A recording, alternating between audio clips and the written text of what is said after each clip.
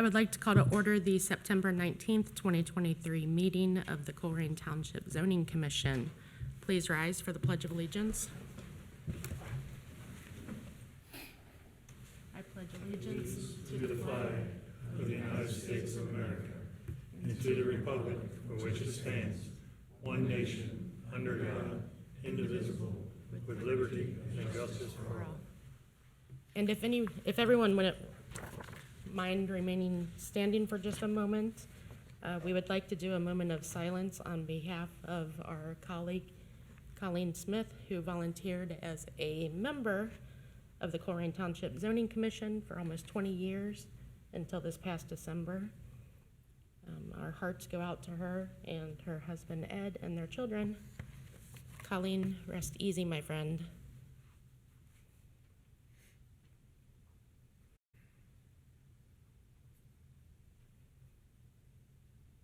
Thank you.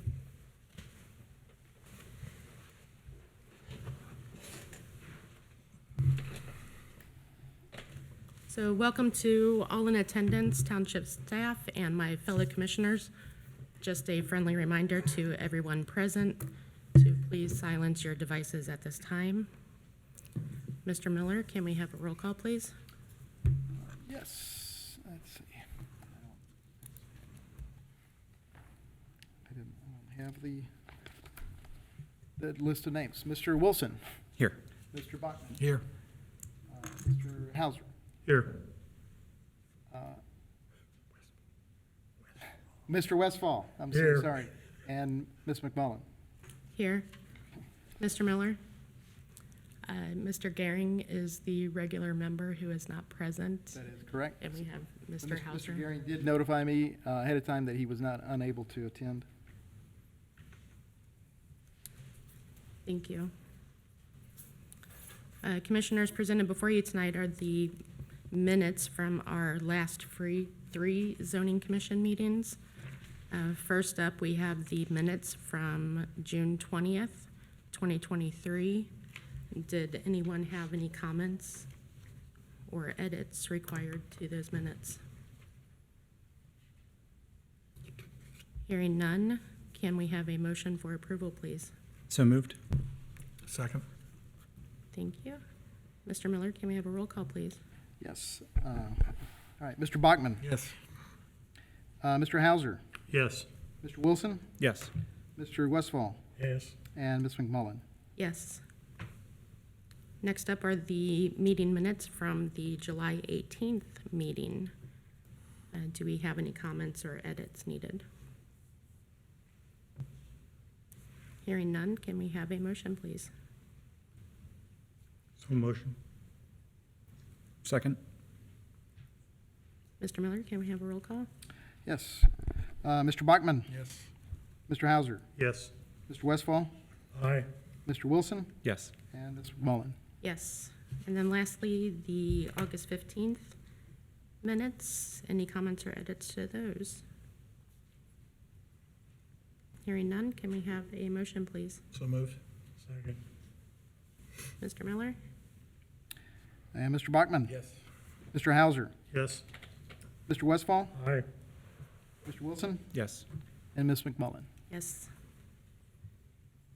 All right, so next we would like to welcome members of the public to address the Zoning Commission with any items that are on tonight's agenda. Do we have a sign-in sheet of anyone who has signed in? Or if not, we can just move through.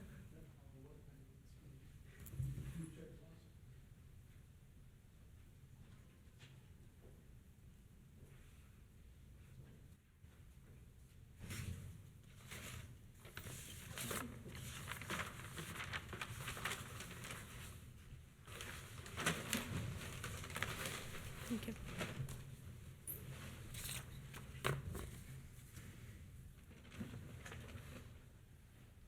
All right, first up is Brian Swafford.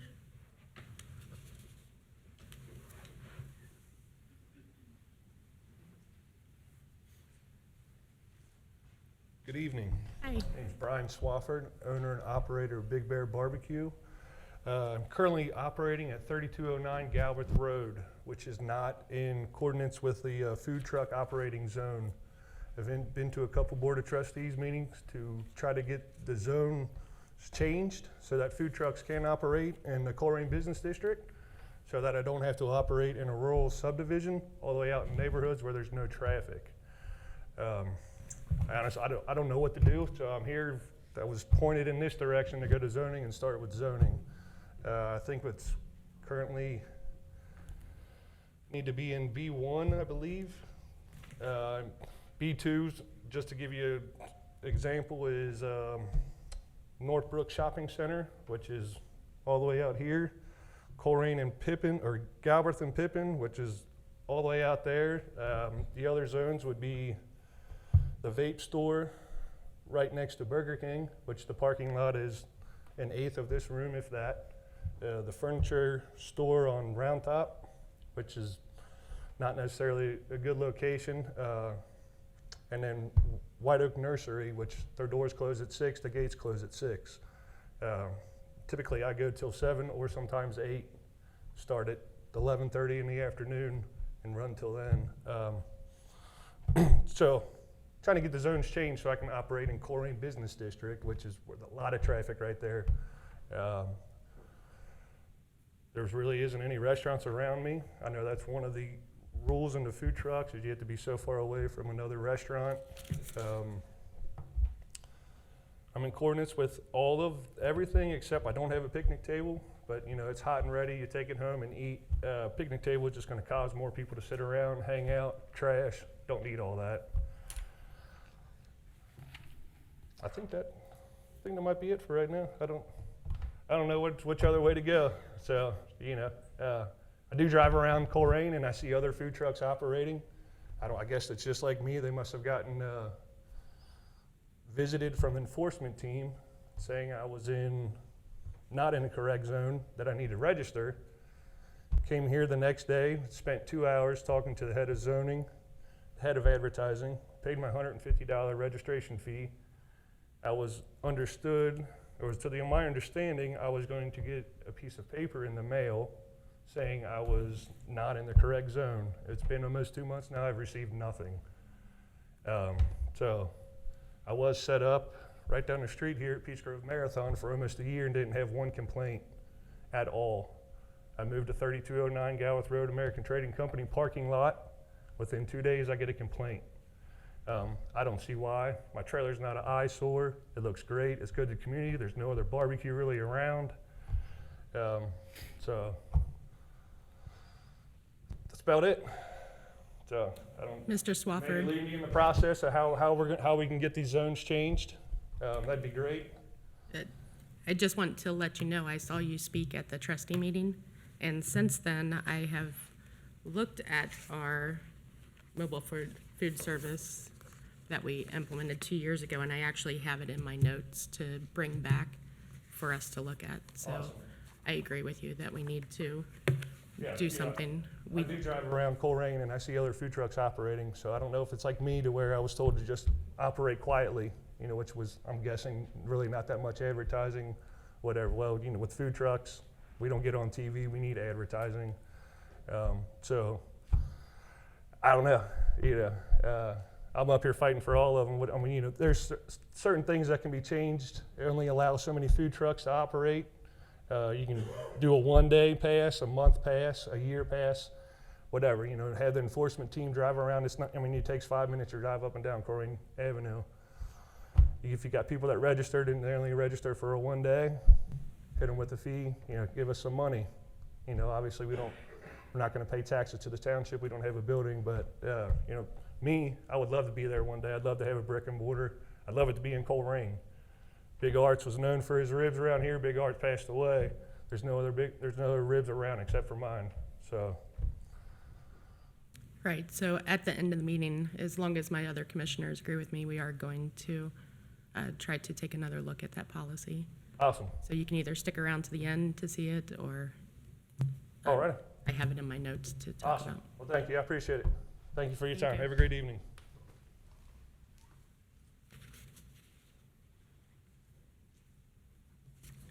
Carrie Davis?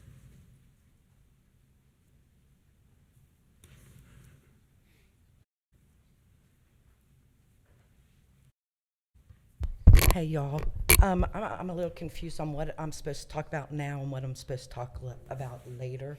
If you could tell me. Anything and everything on the agenda. So on the other, like, issues that are coming up, are you doing public comments at those times? Like when we talk about the weed thing and we talk about Wawa? Will you have public comments at each one of those times? So the recreational marijuana is a public hearing that will have public comments. The final development plan, if you have comments, you should speak on that now. Is that for the Wawa? Yes. So speak on that now. And then the last item is the informal concept review that you would speak on now. What was the informal concept review? I'm sorry, I forgot. It's just an informal dialogue with the owner of 6401 Colerain Avenue, which is the bid FTA. Oh, so they're the ones who want to put the screened-in storage area in the back. Okay, I could not figure out who that was. Thank you. Okay, couple of things. First off, I wanted to thank all of you because I do watch you on TV, and while I don't agree with you 100% of the time, I always go away feeling as if you are making thoughtful, deliberative decisions. I have seen where you guys have gotten it right and the trustees have gotten it wrong. I feel like the residents are relying on you to forward their rights, not just the business rights of people coming to Colerain, but the rights of the citizens. And I do think you guys do a pretty gosh darn good job. Is that one gentleman gone because he is not comfortable with the marijuana issue and his concerns about his federal oath and his state oath? Or is he just absent? What one At the gentleman last are you meeting, speaking there was of? a gentleman sitting here. One of the commissioners. I think he's just absent. I think he's just absent. I think he's just absent. Okay, I'm old. I have a hard time hearing. In regards to, you said the Wawa you do now, I think Wawa has done a pretty gosh darn good job of meeting the needs of the residents, but it clearly is not resolved. You guys looked out for them and you tried and advocated for them. And I would ask that Wawa consider appointing a company advocate to address their continuing and developing concerns. So, you know, they're promising to make all these fixes to problems, but we don't know if those problems are going to be fixed by what they did. And I think it would be nice if that community had a company liaison that they can go to with their problems, to maybe, oh, we need the lights a little bit dimmer, we need the speakers a little bit lower, it's echoing in our valley. We'd like to have some testing done to make sure our kids are not getting poisoned by this stuff. So I would love to see Wawa provide a permanent liaison to communicate with the residents on continuing issues that arise instead of having to go through the bureaucracy of the township. Generally on your work, one thing I see you guys doing a lot that annoys me is we are making everything plan development. And it seems to me like that's a sneaky way of going around the zoning rules when a variance would be more appropriate and provide the residents with more protections. Once we go from variance to a planned development, then the residents have lost so many of their rights because so much is open. I also have not seen on a single planned development where the land that is required to be for, quote, public use is actually usable property. And I think we're kind of missing the boat on that part of planned developments are supposed to serve the public's interest also. Okay, now I'm going to crab about something else. I was really disturbed at the last meeting. Who is this gentleman? My name is Jim Barbier. Mr. Barbier, okay, so you do have counsel this week. I'm glad they decided to show up and do their job. It was very disturbing. You guys did not have anybody to rely on. Mr. Becker is wonderful. I researched you. You're an outstanding person and student, but we got a problem, folks. They fired Mr. Ellig. He thinks he was fired because of that text amendment screw up, and he wasn't. He was fired because he got the other amendment, zoning text amendment, to separate his staff and people from Mr. Miller. That's why he was fired, is because he said he has been approached multiple times for conflicts of interest where he is telling people, don't worry, I can get that done for you, and then putting our very inexperienced, even though they're nice, very inexperienced staff, in a hot spot where they need to break the rules. He said this at your meeting. They are being asked to break Ohio law and break our zoning rules because Mr. Miller is interceding and giving permissions that were outside his authority. So now that gentleman was fired for telling you the truth. You unanimously supported him, and 4 days later he was fired. And I think this commission has a duty to the residents to find out why we've gone through, 5 zoning administrators in the last 7 years, maybe 8. Something's going on, and when we're using terms like conflicts of interest, favoritism, breaking the law, breaking the code, I think something bad is going on. And at the last meeting of the commissioners, we are seeing where businesses are being asked to pay the township, and when I asked them, why are they paying you 10 grand? They sued you and you lost the lawsuit, you gave up and settled it, yet they're paying you 10 grand. Why? They told me it's for the increased cost of insurance. I said, can you please send me the increased cost? Oh, there is none, but there might be in the future. So when the township is requesting businesses to give them $10,000 or $20,000 or whatever it is, while they're going through your process, it looks like bribery. It looks like businesses are being bribed to go over our zoning rules, go over decisions you're making, and they're taking money and bonuses, not personally benefiting, but for the township. And I think we've got a major problem. I'll also state that we have no one in the zoning department, which they eliminated, by the way. They have basically eliminated it and made it a development department focused on businesses, where zoning is focused on business and residents. So now they are out loud saying what we've been seeing in the township, that business comes before residents. I think that's disturbing. We are required under statute to have the code you got.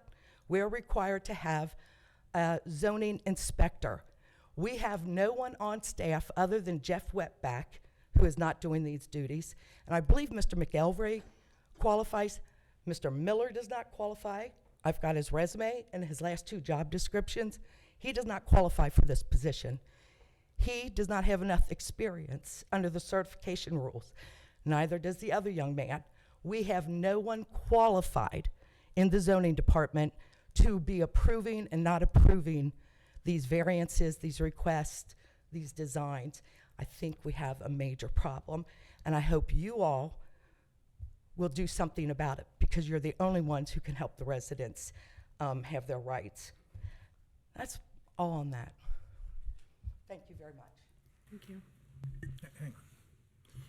Before we go further with citizen comment, I would really like to know where we are as a process. When this commission left this the Wawa project, it was a 4-1 vote against it, and it went to the trustees. Can you bring me up to speed? I know these folks had a meeting with Wawa folks. I don't need to know about all that. I'm sure they'll come out. But where are we in terms of the public process? I'm confused on kind of where we're at. Okay. And I've traveled a little bit, so some of that might be on me, but I think a refresher for all of us would be very helpful. Okay. We do have that included in the presentation, but we can address it now if you'd like to. I'd like at least a little bit. Okay. A thumbnail sketch would be Right, very helpful. So the zoning commission held a public hearing based on the application that was submitted. by the developer, by Unicorp. We held a public hearing, and it was recommended that it be paused instead of voted.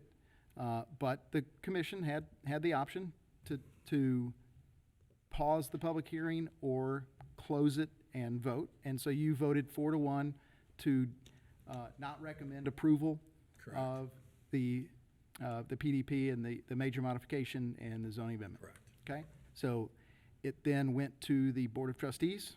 Board of Trustees held their public hearing. And at that public hearing, they decided they were going to put a pause on that public hearing and ask the developer to go back and meet with residents and interested parties, meet with the staff of the township, and discuss their plan as it compared to the comprehensive plan and our zoning resolution. And so they did that and then came back to the Board of Trustees, and based on the changes that the developer made to their original PDP that you had considered, they approved that proposal for the major modification and the text amendment. Okay. And so now we're back to final development plan before the zoning commission. Okay. That's So what the we are. zoning, in essence, correct me if I'm wrong, the zoning, in essence, has been modified by a trustee vote? Yes, Okay. So the only provision this commission that is supposed to do now is review a site plan They- yes. and traffic analysis Final, and so yep, forth. yep. A final Lighting. development plan. Yes. We are past the zoning stage. That is correct. Okay, thank you. That helps. Okay. Thank you. And I didn't mean to Yep, it's all supersede right. anything, but that really helps me where we're at. Good. Thank you. Next up, we have Tony Blackburn.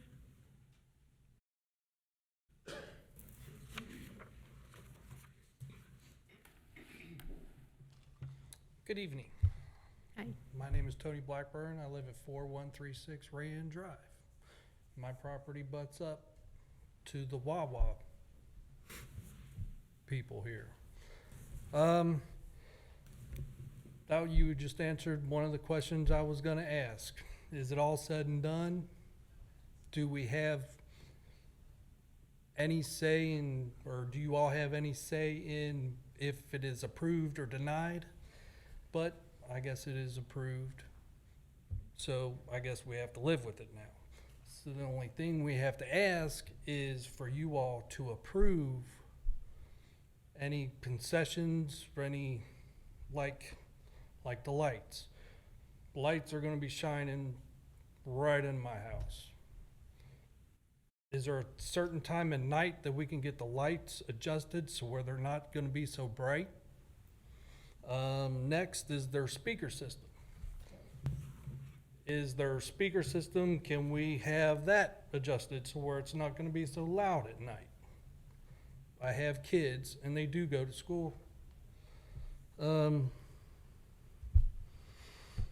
Next is the air quality that comes in with having a gas station right behind your home. Is it possible that we can have somebody once a year come into the house and test the air quality that is being radiated from the Wawa business? And is there any phone numbers or any people that we can contact in case we have any issues with anything that goes on with this Wawa? Let's see, what else? I had a whole list. Fencing. I know they've spoke to the trustees about having a fund in place in case they needed, I guess, extra money or something for something. But I'm asking if the residents have asked if we can ask you all if we can use some of that money for fencing to put around our yards, so in case they are robbed, that It is a deterrent for people to run through our yards. Fencing is awfully expensive nowadays, just as everything else.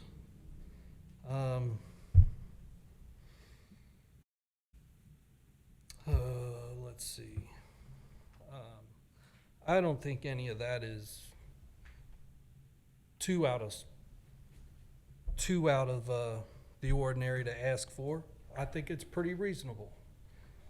And I hope you all deliberate and give it a little more thought than the trustees did.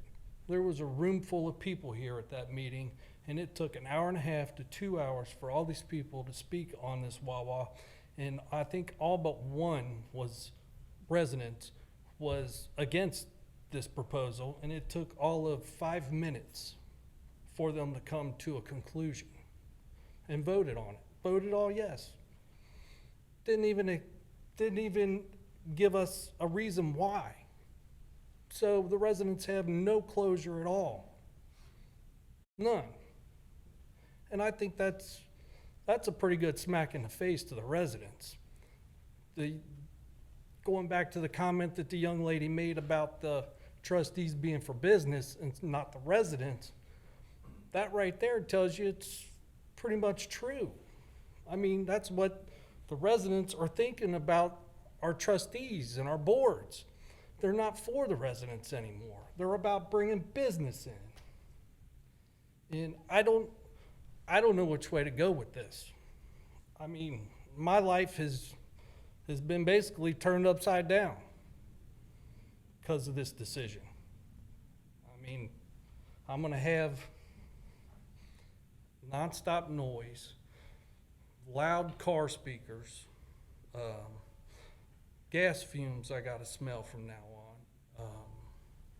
Granted, it was all across the street, but then it was across the street. It was quite a bit of distance away from me.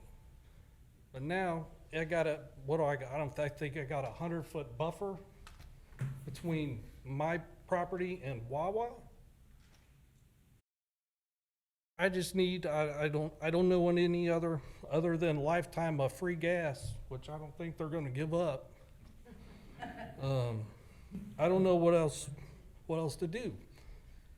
Ask them to buy our properties, which I believe they should buy everybody's property that property affects. That would be the ultimate resolution to all this. And I don't think anybody's ever brought that up, board-wise.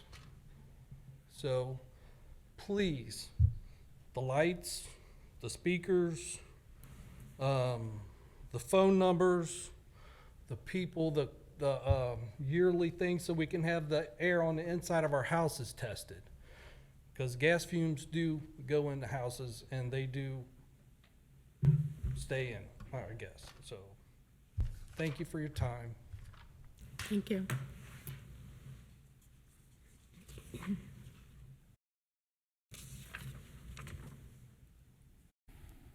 Jim Matson?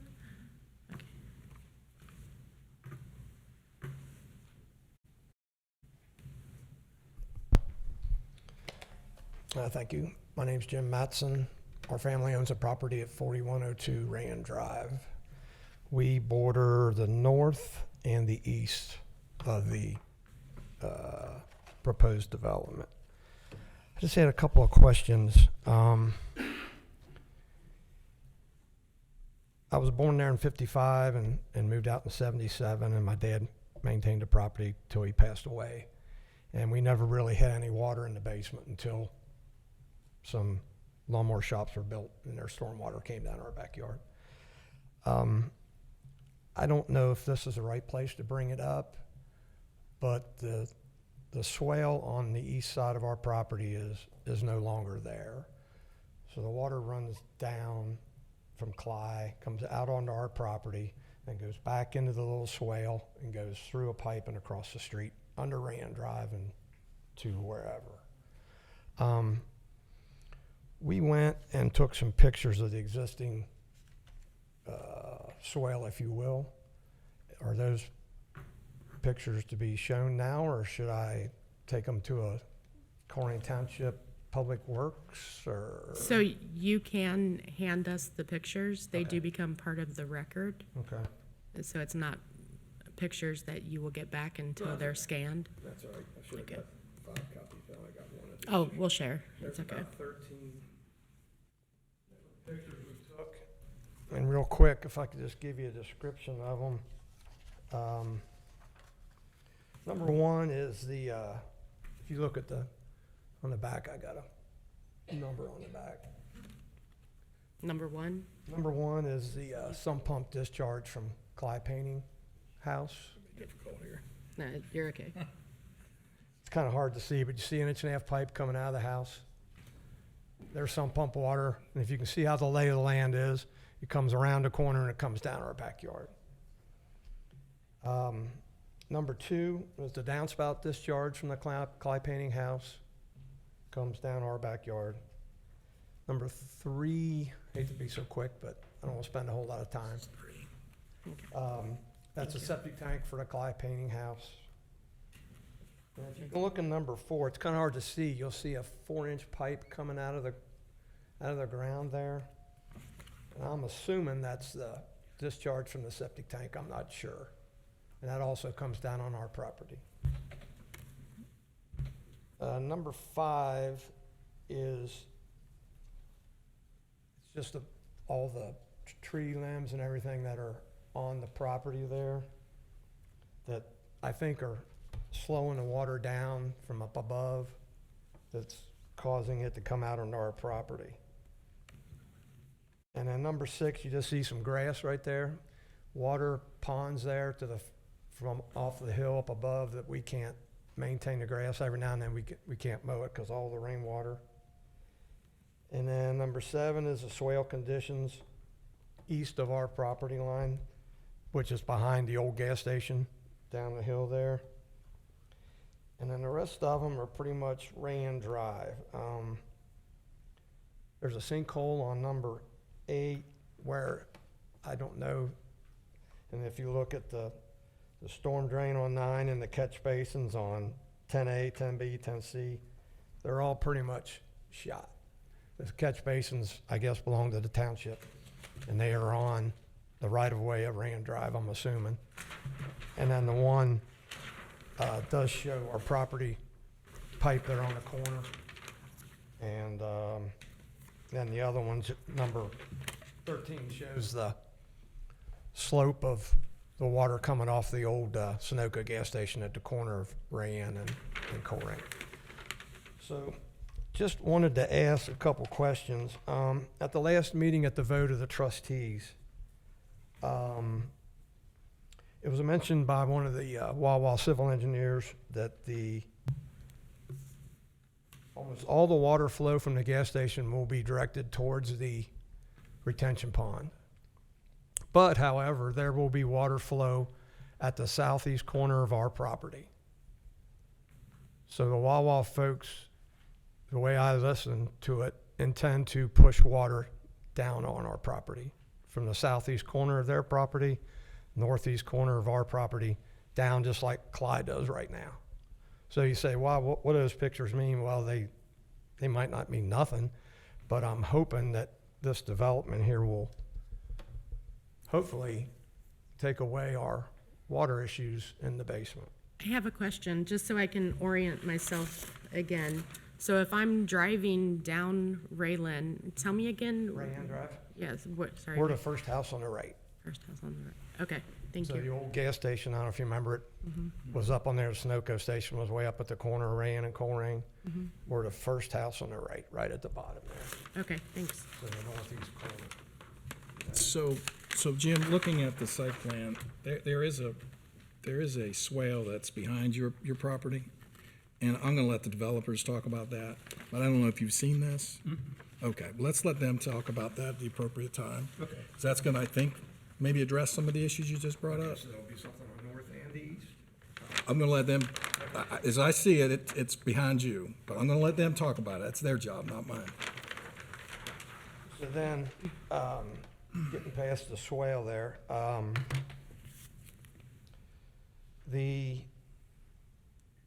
I guess our trees are gonna stay behind our residences, up back Rand Drive. And then a certain distance will be allotted for trees to be planted by them with a fence. Now, is that proposed swale gonna be on the south side of the tree line or on the north side of the I'm gonna tree let line? them talk about it. Okay. That's their landscape plan, it's their civil plan, let's let them talk about it. But there is a swale, and I know there is landscape between there, and a fence, but And I guess on the south side of the landscaping, I'm assuming there's gonna be a slope to get from the Wawa elevation down to ours. You know, I just hope that that will be maintained,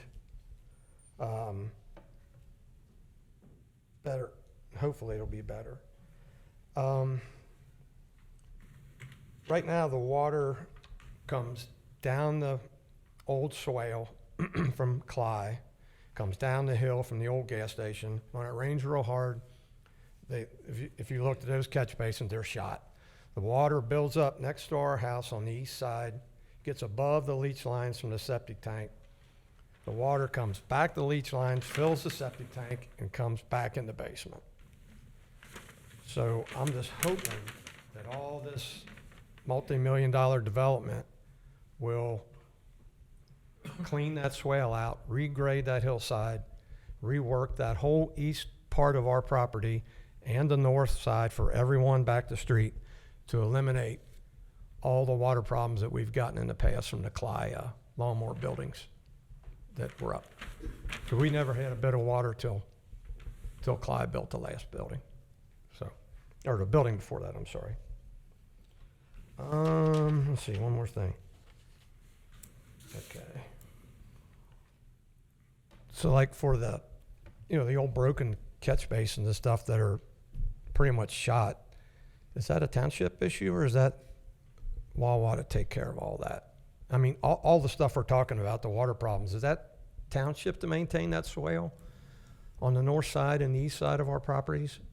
Or is it a Wawa deal to take care of all those problems where the water just doesn't flow down there anymore? It comes down so far, it comes out on our property to the west, and then it goes back in the swale, and then it backs up into our leach lines, septic tank, and basement.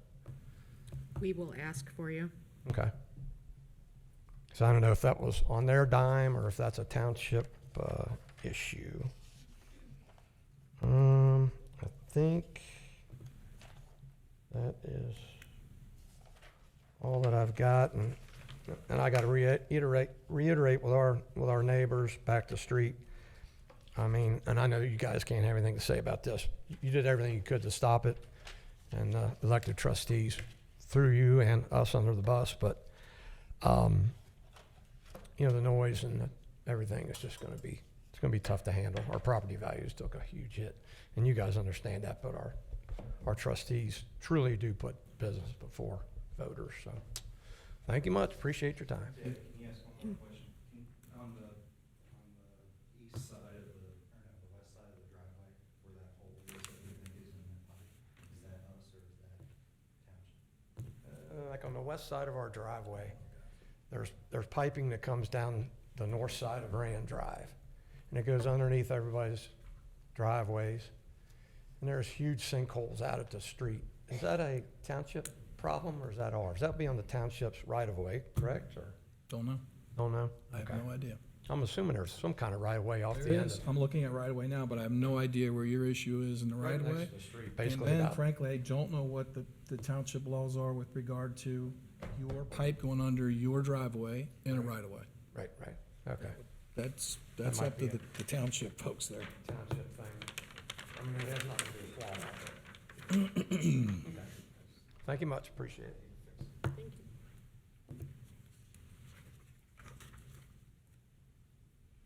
Ellen Burling?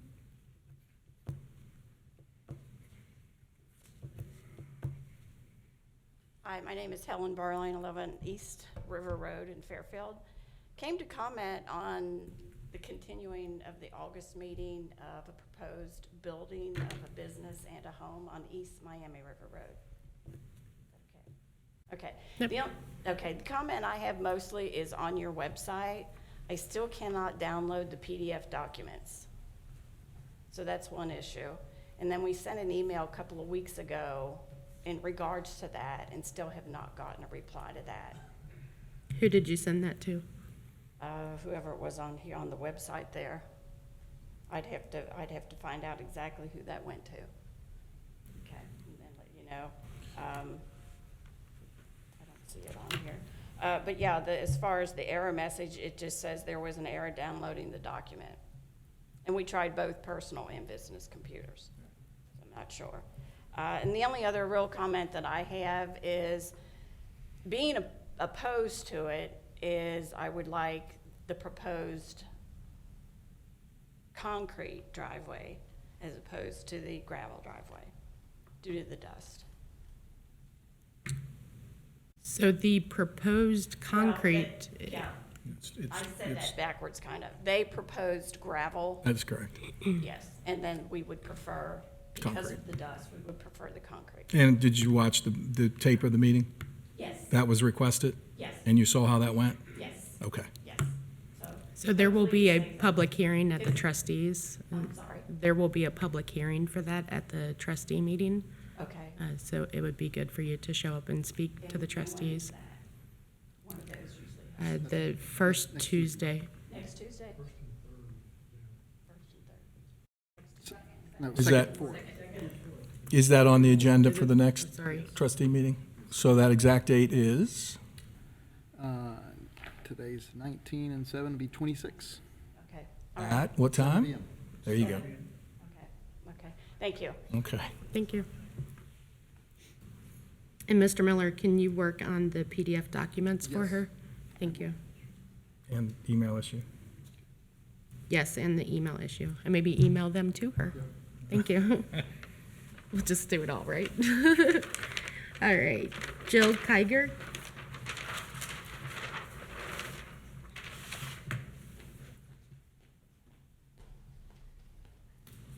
My name is Jill Kiger, and I live at 4330 Rayanne Drive. And the first individual that spoke, I really liked what she said about Wawa having an advocate for those of us that live on Rayanne Drive. And so, as people have said before me, they have appreciated, your zoning commission. We feel like you're for us, the residents. And so, we appreciate that, and I want to reiterate that too, that we appreciate you thinking about us. But I'd like you to give that serious consideration, that they provide us an advocate, because this is new territory for us. We're going to have a 24-hour business up against our properties, and it would be really nice to be able to contact somebody who will listen to us and be an advocate. So please consider that. And then one other thing that I wanted to bring up is that we all need to make concessions here. They're a 24-hour business moving into, butting right up against, single-family homes. And right now, we don't have a 24-hour business. Clyde's cuts, they go home at a certain time. So this is new for us. And so what I think is fair, we all have to be in a little bit of pain here. And those monitors on top of the gas pumps are truly annoying. Even when I stop to get gas, to have to listen to that while I'm pumping gas is annoying. I would like those things to be muted. Seriously, as an adult, I know when I drive into a gas station, whether I want to go in and get a drink, whether I want to go in and get a snack or a sub or something like that, I don't need blaring commercials while I'm trying to pump gas. And the problem with us residents is that, we're going to be subject to that. All of us go in our backyards, all of us butting up to this property, use our backyards. So I don't want to hear that. I don't want to hear that noise filtering to my backyard. And again, we all need to have some pain here. And so those monitors, they need to be muted. The first individual said low volume. I say no. I say no volume. I say these monitors need to be muted. We can read. Here in the Midwest, we all know how to read. If we want to read those monitors, those annoying monitors while we're pumping gas, we can read what their specials are and what's available for sale. We don't need to hear that, Because I do not want to hear that in my backyard, because I hate hearing it when I'm pumping gas. So I would just like to, to consider that. But again, I appreciate you guys. I think that you have advocated for us, but please continue to advocate for us. Love to see us have Wawa provide an advocate for us, and love to see those monitors muted. So thank you. Thank you. And that was the last that signed in, but I did want to offer an opportunity. Anybody else wish to speak? Sure. Mr. Blackburn, correct? Okay. Tony Blackburn, 4136 Rayanne Drive. On top of the noise, I forgot to mention about if we can get a truck delivery ordinance or a rule on deliveries, on the time that they can accept deliveries at the store, gas, whether it be in food or pop or what have you, beer, wine, what have you. I know there's certain stores that we can't, or companies cannot deliver to for I shouldn't say before a certain time, because they're butted up to houses. If there's a specific, if we can get a time set to where they can't accept deliveries before that time, that would make life a little simpler. Thank you. Thank you. Anyone else? No? All right, so we will move on, and can I have the stacks of? So Mr. Miller, on the back of each of these pictures is a corresponding number, so I'm assuming the number, since he referenced them as he was speaking, should end up in the record as well, so both front and back. Anybody else want to look at them? Or maybe put the number on the front. Right, or put the number on the front. Would be helpful. And you stated you didn't want your pictures returned, correct? Okay.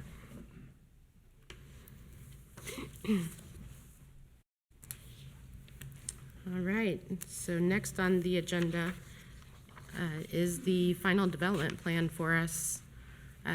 Zoning case ZA 2023-09, which is Wawa. And Mr. Miller, do you have a presentation? Actually, Justin Becker has a presentation for you. All right, thank you.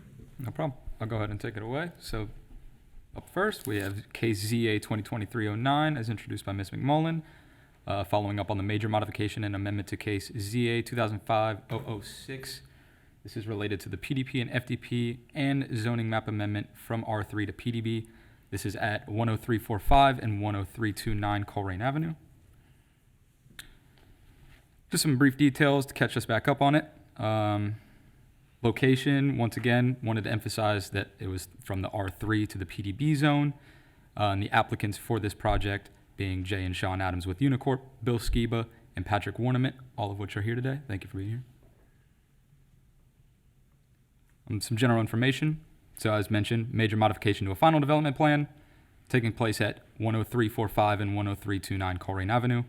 The parcels as stated, 006 and 0008. And the current property owner of this site would be Cly 2 Management LLC and Cly Family Properties. And then just some images to refresh our memory on where we're at. More close up.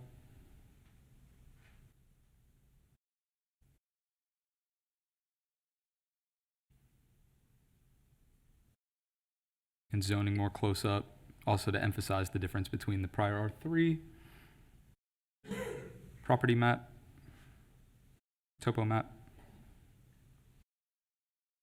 And then going into a little bit of history. So KZA 2005-006 Cly Mowers was originally approved under the previous version of the Colerain Township zoning resolution, and that was per the Colerain Township Board of Trustees Resolution 3505. That came with 16 separate conditions of approval.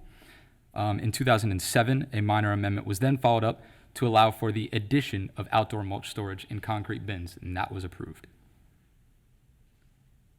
So then taking us back to last November in 2022, we had a pre-application meeting. It was noted that the site was not served by public sanitary sewers. Following up now, it is now staff's understanding that arrangement have been solidified and set in place for that to be extended to the proposed site.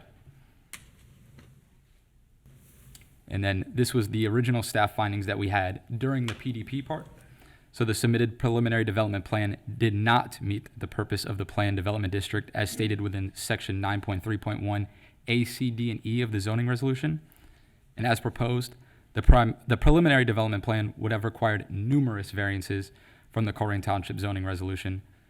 Specifically, but not limited to, these include a variance of 20 feet having to be required to the R3 district, where a 30-foot buffer is required, and staff found that proposing a preliminary development plan that does not meet the minimum requirements for a buffer yard adjoining an existing residential district is thus in direct conflict with those 4 subsections within 9.3.1.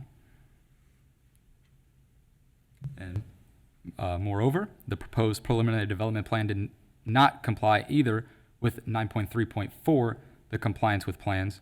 It was staff's recommendation that the location of the underground fuel storage tanks had to be relocated to a location that was farther away. It was staff's opinion that the eastern point of ingress and egress should be right in and right out only. And it was staff's opinion that the proposed major modification and rezoning of the property to PDB for the proposed use should have been considered with great caution. Particularly, the proposed site has a very heavy traffic count, but also a fuel station and convenience store would probably be beneficial to the township near this specific intersection because of that fact. Then taking us back to June 20th of this year, the zoning commission held and voted to deny 4-1 the proposed preliminary development plan that was brought forth by Unicorp, which then led us to the July 11th, 2023 Board of Trustees meeting where, oh goodness. Need to give it a wiggle. Did this just happen? It's just happened. It just Okay. blanked out. It's probably projector.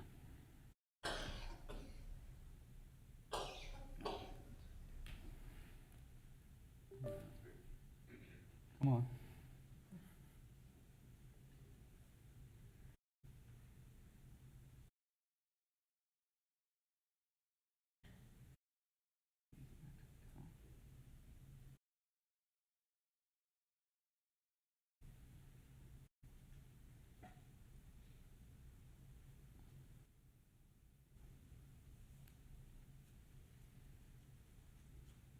I apologize for this. It was going It's just very good it's a before. common occurrence.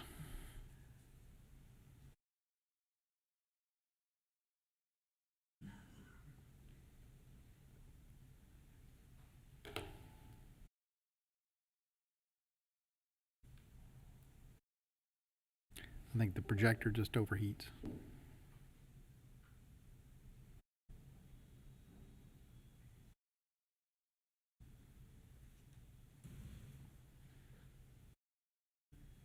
There it is. Sweet.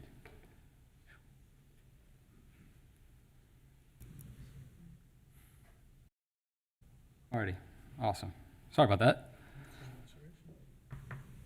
Alrighty, so following up, so at the July 11th, 2023 Board of Trustees meeting, the trustees then voted to continue the public hearing to the August 8th Board of Trustees meeting.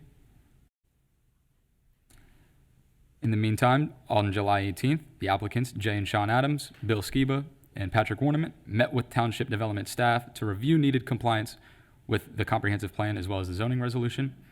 The applicant also, in that time, held a neighborhood engagement meeting with interested parties at the development site at Clyde Mowers to discuss any concerns and how to effectively address them through potential changes. This now leads us to the August 8th meeting, where the public hearing was officially continued for the proposed case, and the trustees then voted 3-0 to approve a resolution allowing for the major modification and zoning map amendment. Then subsequent to the Zoning Commission's consideration of the PDP, there were followed up with notable revisions that were then brought forth to us, as well as in neighborhood engagement meetings, and such of these include the improved site drainage and reduced stormwater runoff onto adjoining properties, added landscaping and buffering, as well as expanded setbacks, the relocation of the underground storage tanks away from the adjoining residence and up north, and then the extension of the no disturbance line by an additional 5 feet for the existing vegetation and tree line along the southern property line. So for what is being requested, the applicant is requesting a major modification, as well as the zoning map amendment, which has already been heard in front of the Board of Trustees on 8/8, for the property indicated upon the application, as mentioned, to the major modification to follow up on KZA 2005-006 at Clyde Mowers. And as mentioned, this is to allow for the change of permitted use to construct a new gas station or to permit the use of the property as an automotive fuel service. And this was their final development plan submission for their application. Here's their checklist that they provided to us. Their transmittal letter.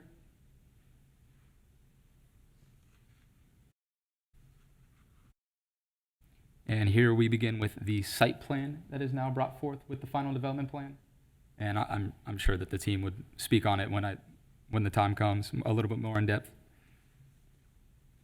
Here would be that grading and drainage plan.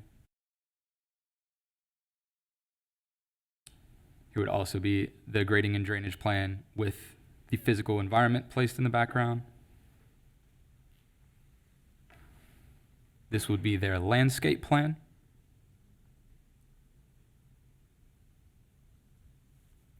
Some of their landscape details, those are available online. More coinciding with the landscape details, also with the fencing as well, and I will get to that next. Here we go.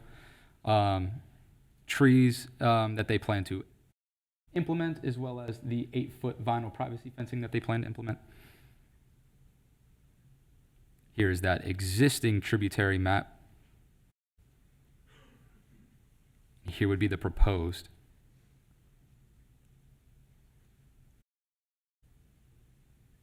Here's that wall exhibit once again, and keep in mind I'll allow the development team to talk a bit more on this when they come up here.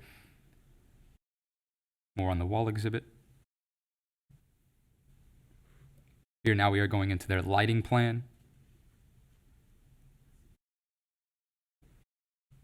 More on the lighting plan, and also keep in mind this is available online in the agenda packet for close-up view.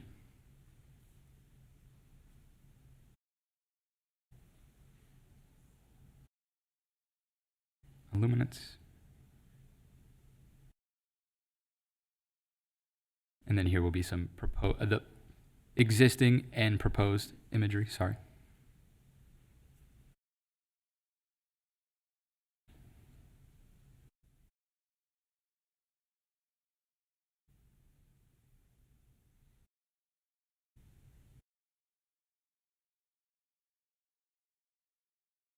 Here they indicated are the roadway improvements.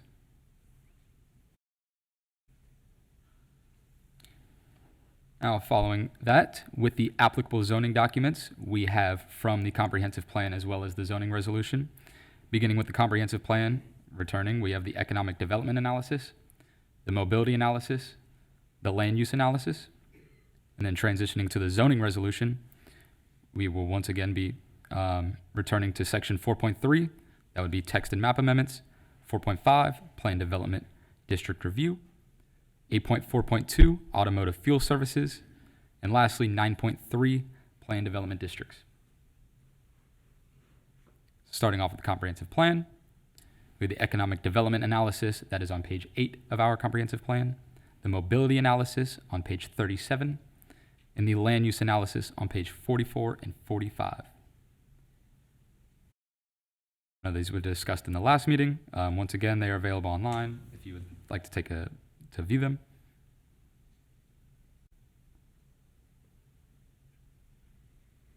And then as for the zoning resolution, once again, 4.3, 4.5, 8.4.2, and 9.3, beginning with 4.3. I'll run through this very quickly. 4.3.4, this would be the review criteria. The following criteria shall be used in decisions regarding zoning amendments. The amendment is in accordance with the Colerain Township Comprehensive Plan, the Township Land Use Plan, other adopted plans or policies of the Township, and this resolution, as adopted by the Board of Township Trustees. Where more than one zoning district is available to implement the comprehensive plan or land use designation, the applicant must justify the particular zoning being sought and show that it is best suited for the specific site based upon the policies of the Colerain Township Comprehensive Plan. Now to 4.5.3, the approval criteria for a final development plan. So the following criteria shall serve as conditions that should be satisfied before the approval of an FDP. Appropriate arrangements with the applicant have been made to ensure that the accomplishment of the public improvements and reservation of common open space as indicated on the PDP and the FDP, if deemed necessary by the Board of Trustees during the PDP process, this assurance may require that the Board of Trustees require a bond to ensure the successful and proper completion of such improvements. The proposed detailed FDP for an individual section of the overall PD district is consistent in contents, that being building location as applicable, land uses, densities, intensities, yard requirements, as well as area and frontage requirements with the approved PDP, the Colerain Township Land Use Plan, and the Comprehensive Plan. Each individual phase of the development can exist as an independent unit that is capable of creating an environment of sustained desirability and stability, or that adequate assurance will be provided that such objective can be obtained. That any part of the planned development not used for structures, parking and loading areas, or streets shall be landscaped or otherwise improved, or if approved by the Zoning Commission, left in its natural state. That any exception from the design standards provided in the PD district is warranted by the design and amenities incorporated in the detailed FDP. That the internal streets and thoroughfares proposed are suitable and adequate to accommodate the anticipated traffic within and through the development, and that the detailed final development plan is consistent with the intent and purpose of Article 1 of the zoning resolution. And lastly, that the final development plan has been transmitted to all other agencies and departments charged with the responsibility of review. Then on over to 8.4.2, automotive fuel services, A, B, and C, starting with A. All fuel pumps and service islands shall meet the site development standards of the applicable zoning district. B, where a proposed fuel pump or service island abuts a residential use, the minimum setback shall be 50 feet from the lot line adjacent to the residential district. And C, the outermost edges of all protective canopies shall comply with all yard requirements of the applicable zoning district. And lastly, taking us to 9.3, particularly 9.3.1 for plan development districts, the purpose section. The purpose of the PD plan development district is to A, allow for the flexibility in zoning requirements where the result will be a higher quality development, provide for and locate suitable recreational facilities, open space, and other common facilities while preserving the existing landscape to the greatest extent possible, and C, encourage sound planning principles in the arrangement of buildings, the preservation of open space, the utilization of topography, and other site features. One more on that, sorry. D, obtain creative and coordinated designs in harmony with surrounding uses and allow procedures supplemental to those applicable in other use districts to establish under which development plans particularly designed to meet the objectives of this section, and allow for creative development that conforms to the goals and objectives that are set forth in the comprehensive plan. And then moving forward to 9.3.4, compliance. All plan developments approved after the effective date of this resolution shall comply with the Colerain Township Comprehensive Plan, Land Use Plan, including compliance with the permitted uses, densities, intensities, and other recommendations of those plans. Any variation from the comprehensive plan and land use plan shall require an amendment to the applicable plans through review and approval by the Zoning Commission and trustees. Moving forward to design standards in 9.3.6. A, the design standards for area, lot coverage, density, yard requirements, parking, landscaping, and screening for a proposed PD district shall be established in the PD preliminary development plan by the Zoning Commission and the Board of Trustees. B, exceptions and variations from the design standards provided by the base zoning districts of this resolution may and should be granted by the Zoning Commission and Board of Trustees when it is determined that due to certain design elements, natural features, and public amenities, the exceptions are warranted. And C, that the standards for public infrastructure improvements shall be governed by the applicable zoning regulations of the agency with jurisdiction that is charged with the responsibility for review and approval. This now takes us to our staff findings. So based on the applicant's proposed and revised site plan, as well as their justification letter, the interpretation of the Board of Trustees resolution approving the zoning map amendment, the zoning resolution, the review criteria, approval criteria, as well as the comprehensive plan, we recommend for approval with conditions of the proposed major modification. The recommended conditions of approval being as follows, is that the two parcels shall be combined prior to the submission of an FDP to the Colerain Township Zoning Commission, that the Colerain Township Zoning Commission grant any variance to the Colerain Township zoning resolution that the commission deems are warranted during the public meeting to be held upon submission of the FDP, that no variance is hereby granted to the requirements listed within section 9.3 PD of the Colerain Township zoning resolution. The only aspect of the submitted PDP being approved is allowing for the specific use of the property to be permitted as automotive fuel services in accordance with section 9.3.5A. That will conclude my staff report for KZA 2023-09. Thank you. And I just want to share, I don't believe the process that he said you're going through is the correct one. I think you guys are basically at step one again, where you get to approve this or not approve it. Ms. Davis, Okay, I just want thank you. to raise that concern. We are moving forward. Mr. Becker, or Mr. Miller, the applicant is present, so we would like to invite. We'd like to invite Mr. J. Adams up from the developer, or Chuck, I guess the two of you are going to come up together. Hi, I'm Chuck Weddall with Unicorp National Developments. I'm here with Jay Adams and Sean Adams. And first of all, let me say thank you for having us here. We're excited to be part of the community. And let me start off with an apology. We've had 3 meetings, but the very first meeting that was before you folks was just when we came into town. And unfortunately, we didn't get notification of it. We find these meetings very serious. I had one yesterday, flew in today for this one. I fly out tonight at midnight for one tomorrow at another jurisdiction. So we always attend them. It was a misunderstanding, and we respect your time and appreciate you taking our apology on this one. Secondly, let me say that we're excited to be here in this community. We plan on doing several stores throughout the region.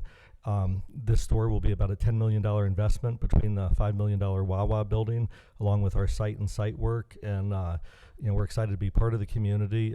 You'll get a presentation in a few minutes from Patrick, and you'll see what Wawa does in the communities. And we do want to be a good community partner. So I want to go through a few of the things that I heard. First of all, as far as a point person, of course, we will provide a name of who's going to be management for this location. If any of the neighbors have a concern, we take it seriously. We want to be a good community partner. We want to be a good neighbor. We're certainly willing to address those concerns. We want the neighbors to be happy. The next one, on lighting, I heard the concern from the neighbors. There's a few lots that back up to where we're going to be. We've done a lighting study. We've provided it. My engineer can talk further if you want, but we did set the lighting so there's 0 lighting cast onto the adjoining properties. We understand neighbors wouldn't want that, and we take that seriously as well. The next one is drainage. My engineer is here and he can speak to that, but we do have a complete drainage plan. We're putting in a new drainage basin, and we're going to retain the water that we have on our property. I understand there's some issues not related to our property that we cannot fix, but we're going to take care of the drainage issues on our property. Wawa will be putting up a fence at completion. I heard one of the neighbors say they were concerned if there was a criminal activity on the property and someone were to run off the property onto their property. We are putting a very nice decorative fence around the property to ensure that's not an issue with the neighbors as well. Noise decibel level, I understand the one lady didn't like it at all, but we will adjust the noise decibel so the sound does not travel off our property. That's very easily done with decibel meters, and we can make sure that the sound does not travel past the borders of our property and it cannot be heard from another property. That's a reasonable request. And we don't Before you have move on, that comment, you're talking about the monitors on the gas the monitors pumps. on the gas, yes, sir. Okay, that's the noise that you're talking about. Yeah, when you pull up to specifically. Wawa, it comes on and welcome to Wawa, etc. But your point is that those monitors, you're going to use them, but at the property line, what you've stated, there would be no noise. Yes, sir. Okay. Yes. The next one, nobody brought this up tonight, but I'll bring it up, is at one of the hearings, we heard many problems with the neighbors on intersection issues. And we're going to put up signage. We agreed to do some of it at our expense that's really off property, just to, that the street has a lot of traffic that travels down it to a dead end and has to exit. So we said at our expense we would put up signage to cover that. Plus we are doing intersection improvements, which will help that intersection. There was a lot of complaints about traffic, and our traffic engineers looked at that, and we are doing intersection improvements. Before I go on to the last couple, I did mention that we did have many meetings with Mr. Miller and the staff, and you know, from the beginning there was issues with the plan. We had a neighborhood meeting, we've had other meetings with staff, and those concerns have all been bubbled up to us, and we've made many adjustments to the site plan and many adjustments to take care of those problems with moving setbacks further away, adding landscape barriers. As a matter of fact, that was my next one. We've added a significant amount of landscape to protect us between the two properties.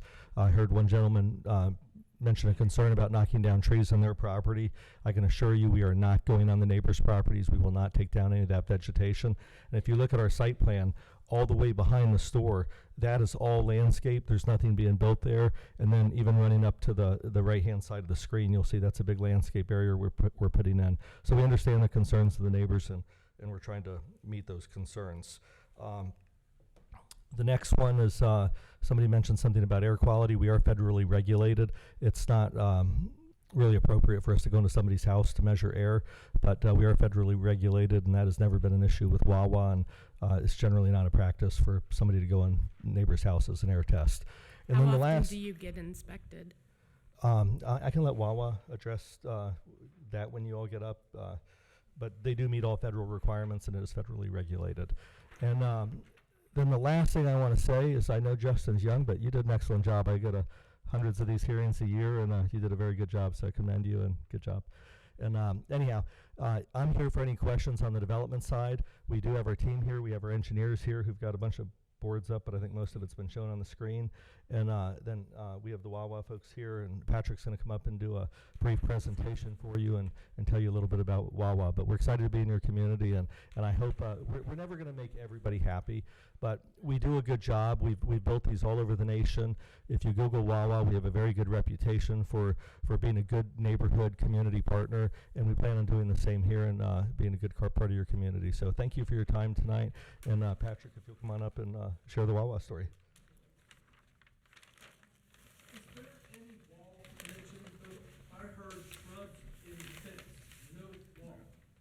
We'll talk. We're going. They said there would be a wall and shrubs and We'll work our way through it, sir. We will work our way through your questions, and I will add the wall to it for you.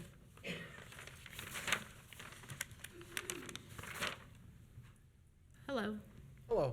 So can you provide us with your Yes, name I'm and your Patrick role? Norman. I live in Westchester, Ohio, but our corporate address is 260 West Baltimore Pike, Wawa, Pennsylvania, 19063. And I'm sorry, I missed your last name. Ornament? Ornament, okay. Thank you. Sure. So you have a presentation for us Yes. today? And we can go through this fairly quick. A lot of it explains what we offer at our store and whatnot, but we're headquartered in suburban Philadelphia. We operate over 1,000 stores in probably 7 or 8 states right now. Midwest is one of our big growth areas, so Ohio, Kentucky, Indiana, and Tennessee. We do own and operate all the stores. We don't do any franchising whatsoever. We've got over 40,000 employees. Each store has between 40 and 50 and a minimum of 3 there at any time. So that night shift where, you know, nobody's there by themselves, and that's safety, and there's work to be done.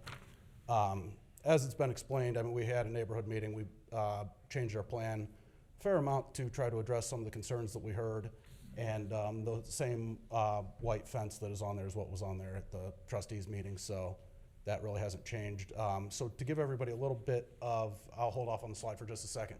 From that property line, there's an existing chain link fence. We're doing 5 feet on our side of no disturbance wall, or let me phrase this right, white fence, and then the big evergreen trees. So if you're going fence, no disturbance area, new 8-foot fence, big evergreen trees. So that was one of the things that we've done to try to help that situation. This shows some of the states that we operate in now. We are privately held. The employees at the stores are part of an ESOP program, so the people that work there will be part owners of the company. And because of that, we've got an average tenure among our store employees of over 7 years, where the convenience store industry is less than 1 year on average. So I hope that means something to everyone. We're certainly going to meet all the stormwater requirements. The drainage that goes into some of the backyards on Rayan Drive now, we had a little bit of room there to cut in a swale on our side of the property line and capture that in a storm catch basin. So we will be capturing that on our site, and the drainage area that drains into their yard now will no longer. Is that going to be by pipe or just by natural lane? Catch basin with an underground pipe. Okay. It's already on there. Yes. So the fact that you said at the last meeting that the water would come southeast on your property, so our property has been. We didn't have that catch basin on there last time. Okay, so there is. We changed that between then and now. change? Yes. Okay. Yes. There was enough room there for us to create a small swale and capture All right. that on our site.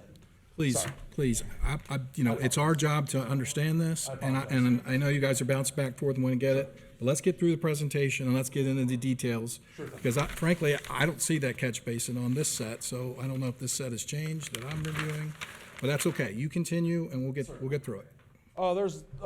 We've got 6 core values that we run our company based on. Valuing people, I don't need to read them for you, but do the right thing and do things right are 2 that hit home, I think, that are talked about a lot. And we certainly try to do Excuse that me. at every store. The voices behind, they carry very loudly up to us, and we're having difficulty hearing. So if you wouldn't mind, if you're gonna have a conversation, step out for a moment, and if you could repeat just that last part that you were saying for me, please. Sure. The 6 core values that we operate our company on are listed there, and I'd say the 2 that we hear the most about are do the right thing and do things right. And these are something that are talked about constantly at our company, so it's not just corporate mumbo jumbo on a website. Yeah, next slide, please. So we do have something of a cult-like following. You'll see some of the pictures there of, store opening. There are people who occasionally have weddings at Wawa stores. There are folks on the East Coast who have Wawa tattoos. Not something that I plan on doing, but it just kind of demonstrates the cult-like following that Wawa has and how popular it is. And people, the main thing I want to drive home here is food. Wawa was in the food business long before fuel. We didn't start selling fuel until the mid-1990s, so that's a big differentiator between us and maybe a typical convenience store, is that there's high-quality food and coffee, and there's some of the figures on how much of that we sell every year. And so it's quite a bit different than what you might think of as a typical convenience store. Community impact, this is something that we take very seriously. We've got a charitable foundation that's upwards of $135 million donated to various communities that we live in, and you can see what that looks like annually and so on. So, and some of the larger charitable groups that we work with, but at every store, local nonprofits and such are able to submit applications to our foundation to try to obtain funding. So that's something that is also a big differentiator between us and your typical convenience store. Same thing, we work with food banks and such and donate food and different things, so they're very big on giving back, and you can see that there. And this is just more, typical stuff that we offer and things like that, so we probably skip through this a little bit. Yeah, fresh food, you walk into our store, you see a kitchen. That's not typical, I think, in fast food restaurants, or convenience stores. This is more of the type of things that we order or that we serve.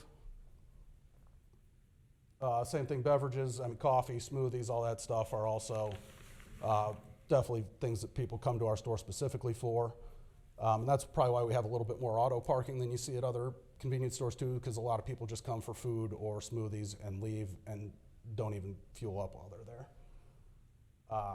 Same, more data on food and such.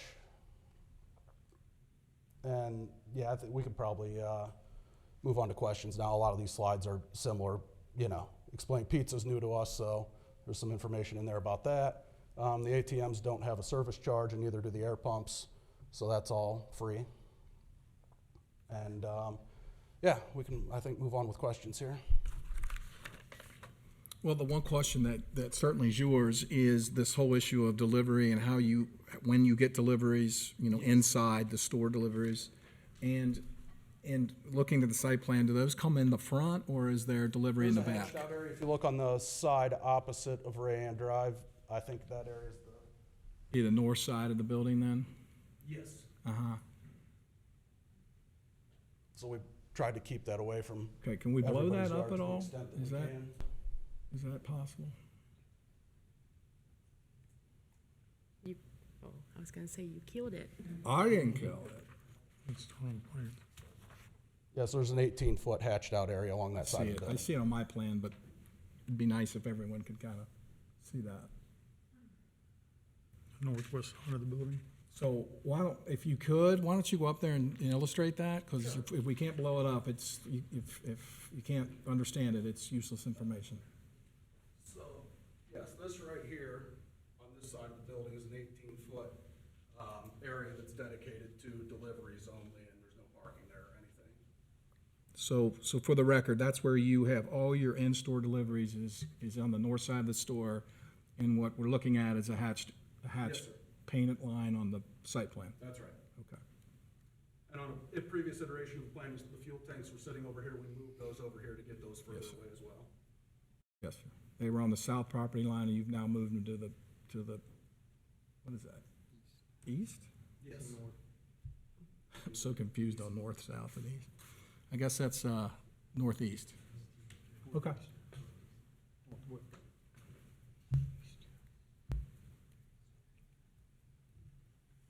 What time are your deliveries? All different times. I mean, every store's different.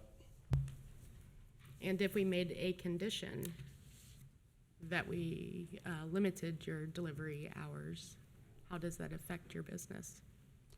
I mean, it makes it a bit more challenging, of course. I mean, I would hope that if it's something we're subject to, that every convenience store in town would be subject to that, and not just us. Right, I think of places like Dunkin' Donuts, they're like, don't bring any deliveries during the morning hours because, it's time to make the donuts, so we're Sure. selling the donuts. I think a lot of them, I mean, Lisa may be able to correct me, but I mean, I think a lot of them are afternoon, but with 1,000+ stores, I'm sure it varies quite a bit. Okay, any other questions?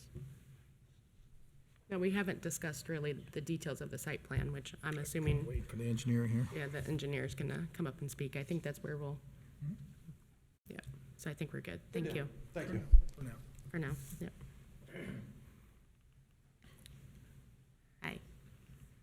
So your name, please? Hello, my name is Bill Skiba. I'm at 7965 North High Street, Columbus, Ohio, excuse me. And do you have a presentation for us? Just the plans that we have up on screen along with some of the material that we had brought. I am the site civil engineer of record. I'm joined by my colleague Perry Morgan, traffic engineer. Talk a little bit about the site. As discussed, this is a 5.3 acre development. 10,000 foot view speaking, we are going to be proposing a left turn lane into the site, a right turn lane into the site, along with a number of improvements on site. You see a wet extended detention basin. They're located at the west side. That is going to handle all of our water quantity and water quality controls. We're doing that through the county, and we anticipate to be able to meet all their conditions of approval that go along with what is otherwise required for a wet extended basin. It's been discussed, drainage patterns on site. Justin, do you mind flipping to the existing tributary map, please? So as you can see, there's a significant amount of runoff that heads directly to the south through Mr. Manson's property. Justin, you mind flipping to the proposed map? So we're capturing a significant portion of that to be taken to our basin on site. And then in addition to that, what's being directly released, we're installing a swale that's going to take that clear up through to the right of way. So beyond drainage and beyond the site improvements, we made a number of modifications since the initial submittal. We pushed the site further to the north to increase space between the existing homes adjacent to the south.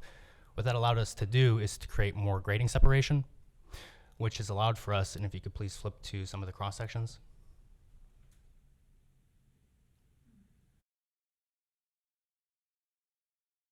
What that's allowed for us to do is to provide a 5-foot no disturb strip along the entirety of that property line. Interior to our site, off of the 5-foot strip, we are going to be providing an opaque vinyl barrier along with significant evergreen trees.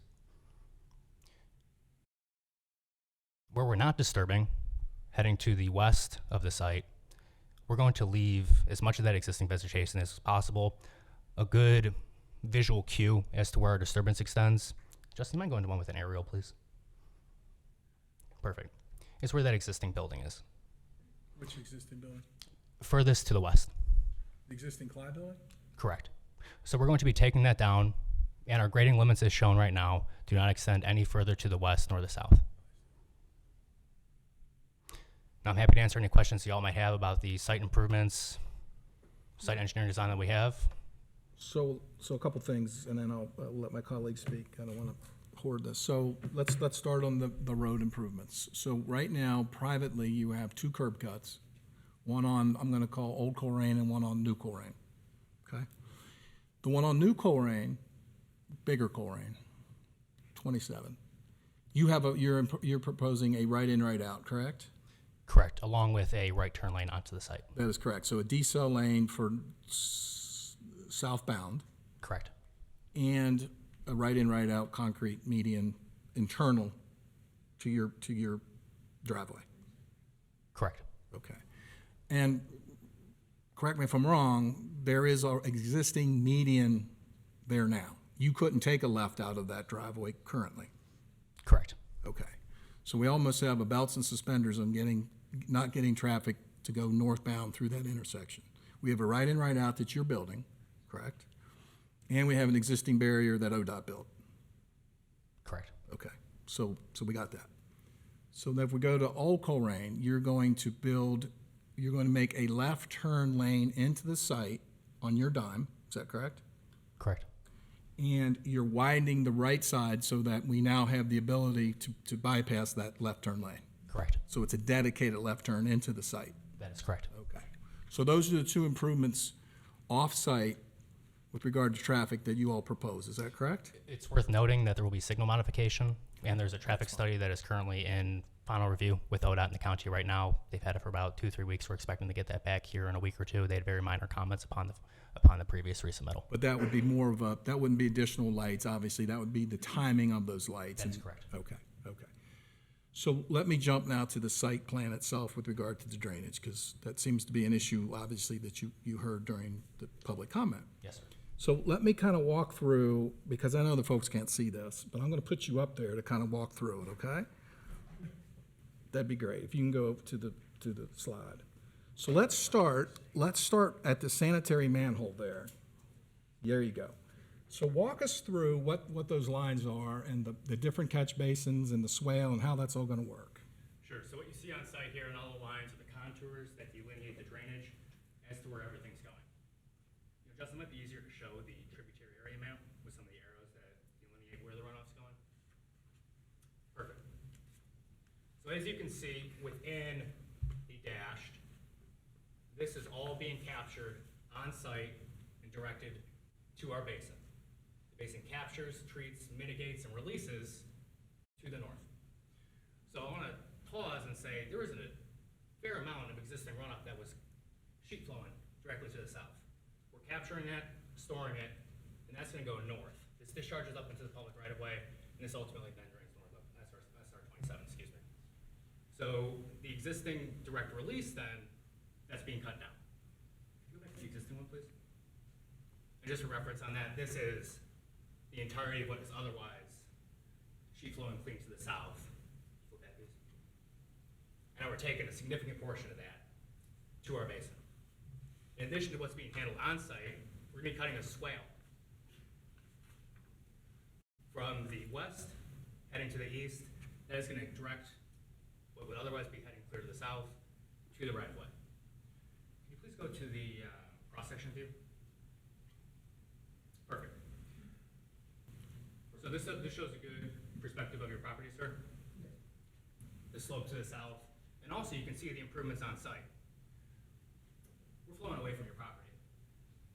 You can see the swale. That drains down away from your property line into the swale.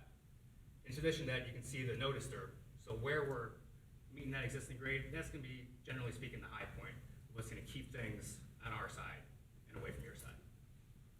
I'm gonna pause. Is that in the right direction with your No, question? I think you're definitely on the right track. Thank you.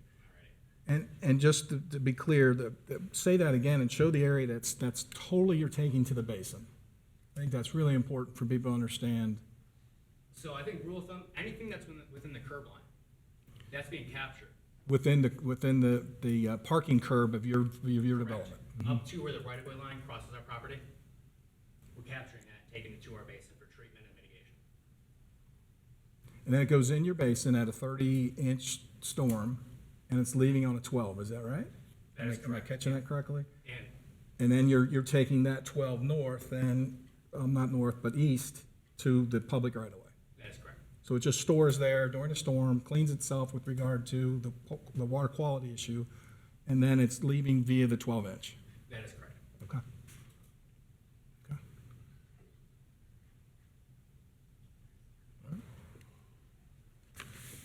Can I ask something, please? Yes. Commission asked that questions first, but. Yeah, so how about you hold? We will, because we realize that this is the first time that the residents are seeing this final development plan, same as with us. So we will offer another opportunity for the residents to ask some questions. It's only the right and fair thing to do. Let's get through you guys Yep. first. So, anyone else have any questions for Mr. Skiba? On the sewer line, MSD, they have agreed to extend the sewer line, is that correct? That is something that we will be extending. But yes, we have submitted a service of availability, request, and they have approved that. They have approved it? Yes, sir. And I believe that was included in our application, which Mhm. I'm happy to provide for reference. Okay. And do they give you a timeline? I'm sorry, a timeline? A timeline on when they're gonna be able to get that accomplished? He's building it. That's gonna be something that we will be Okay. extending, so I apologize for the miscommunication on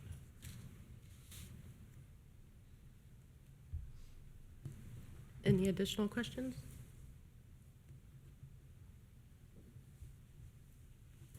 Thank you. And to the group from Wawa, did you have any others that were presenting to us this evening? You asked one question about air quality. It's quite a very long section of the Environmental Protection Agency, but it's under 40 CFR Part 190, and there's an extreme list of regulations that regulate fuel, smell, spills, all that type of stuff, and we comply with all the EPA regulations. Thank you. And if you have any questions, I'm here, of course. If I could ask, lighting and noise, it's been stated that lighting will not go past the property line and noise will not extend past the property line.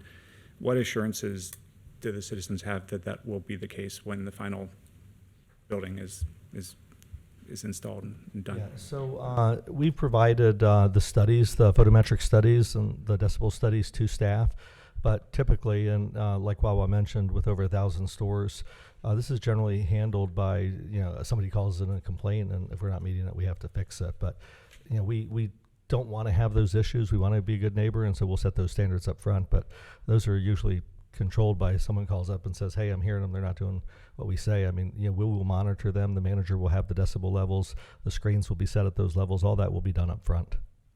Thank you. Was there any lighting presentation that y'all were gonna make? Site lighting? Did you just want to talk through the type of fixture that you're proposing? I mean, obviously, if I live behind that lighting, what I'm gonna see is gonna be a big issue. So could you talk through maybe the type of fixture, its design? Are you guys are they variable? Are you setting any variables to those? If you could talk about that a little bit. So I'd refer to the fixtures that we provided as part of our plan. I believe we had those detailed out, and those will follow specific per the specification as the manufacturer has dictated. Okay, but could you talk about what kind of fixture they are? I mean, are they, you've got wall fixtures on the building, you've got site fixtures, site lighting. Could you talk through some of those issues? Site lighting that I would imagine would be the most critical is all downward facing, full cutoff. We use Red Leonard and Associates, who's local here, to design all this. And you can see where the poles are located there. And that was one of the good things too, when we revisited the plan and moved a little further away from those backyards. We were spilling over a little bit on a previous iteration of the plan. We are not anymore. So the foot candles on the property line are 0.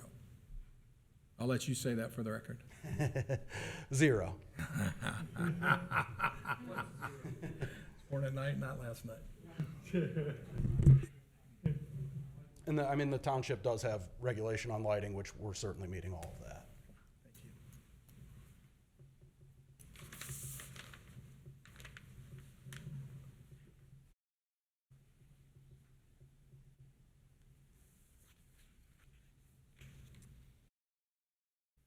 All right, any additional questions from the commission?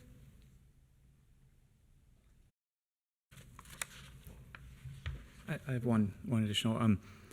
Mr. Miller, if you could just clarify, there seemed, maybe I'm just still not totally clear, so if we approve this final development plan, it goes to the trustees for no? No, it does not. It does not, You're- okay. You're the final vote. We're the on final vote. Final development. plan. Got it. And if we deny this final development plan, just what would happen in that instance? I think the goal would be to meet with the developer to determine what those objections might be and how they might be remedied and resubmit. Okay, thank you.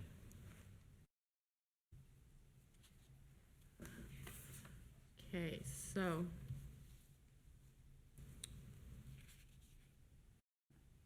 Mr. Blackburn, did you want to come forward and ask your question about?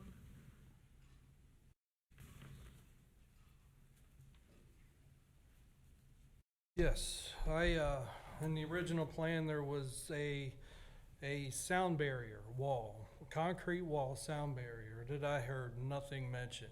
So now I get a plastic fence and a little bit of shrubbery to block some of the noise. Who's gonna talk about that? There is none. There is none on these plans. They have no intention. I don't know where, I'm blown away at these final plans. Where does the water go to when it leaves the site? Is it dumped back out on the Colerain into the sewer system that's coming for it to flood Colerain and run down Rayanne again? Who answers that question? I mean, they're putting in a sewer system, so obviously we've gotten some pretty heavy rains this year, more than we've ever have. And me and Mr. Mattson is getting the brunt of all the water that's coming off that property. And I've put a ton of money into waterproofing my house. I can't afford to put no more into it. So we need to know where that water is going. He says they're capturing it around it, shooting it into the holding, and then shooting it back out to Colerain. Where does it go from there? You know, does it, like I said, does it overwhelm the sewer system that they're putting in and shoots back up out? We don't, that's not been addressed. And we are the first street, so more than likely, we will get all the water once again.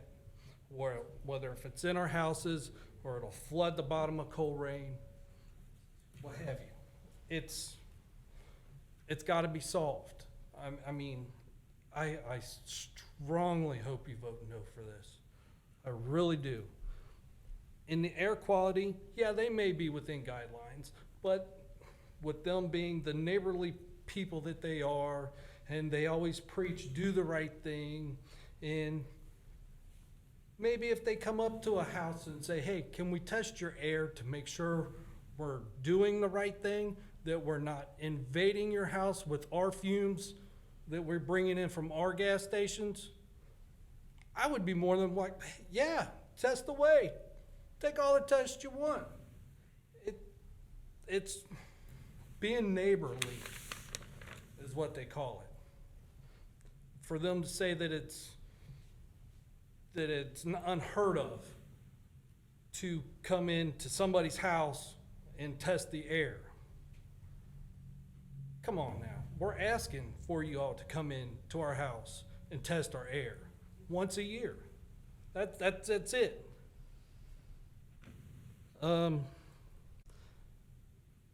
In the lighting study, like I said before in past meetings, I work for a delivery company that delivers pop to these gas stations. And the lighting they have around these gas stations is just unreal. Unreal. They might say it shines down on just their property, but the glow, it goes all the way around. And now I'm gonna have to deal with that. Now, if I were to go to sell my house, what would be the presentation that my realtor would have to go to sell this house? Oh, you live right behind a Wawa. Is that gonna bring millions of people flooding to my door to purchase my home? No. And the traffic flow, they're saying it brings in 1.6 million people a year. It is a destination place. It will bring in more traffic, and Rayanne and the surrounding streets around it are going to be greatly affected by this. But they're putting in a dedicated turn lane to their Wawa.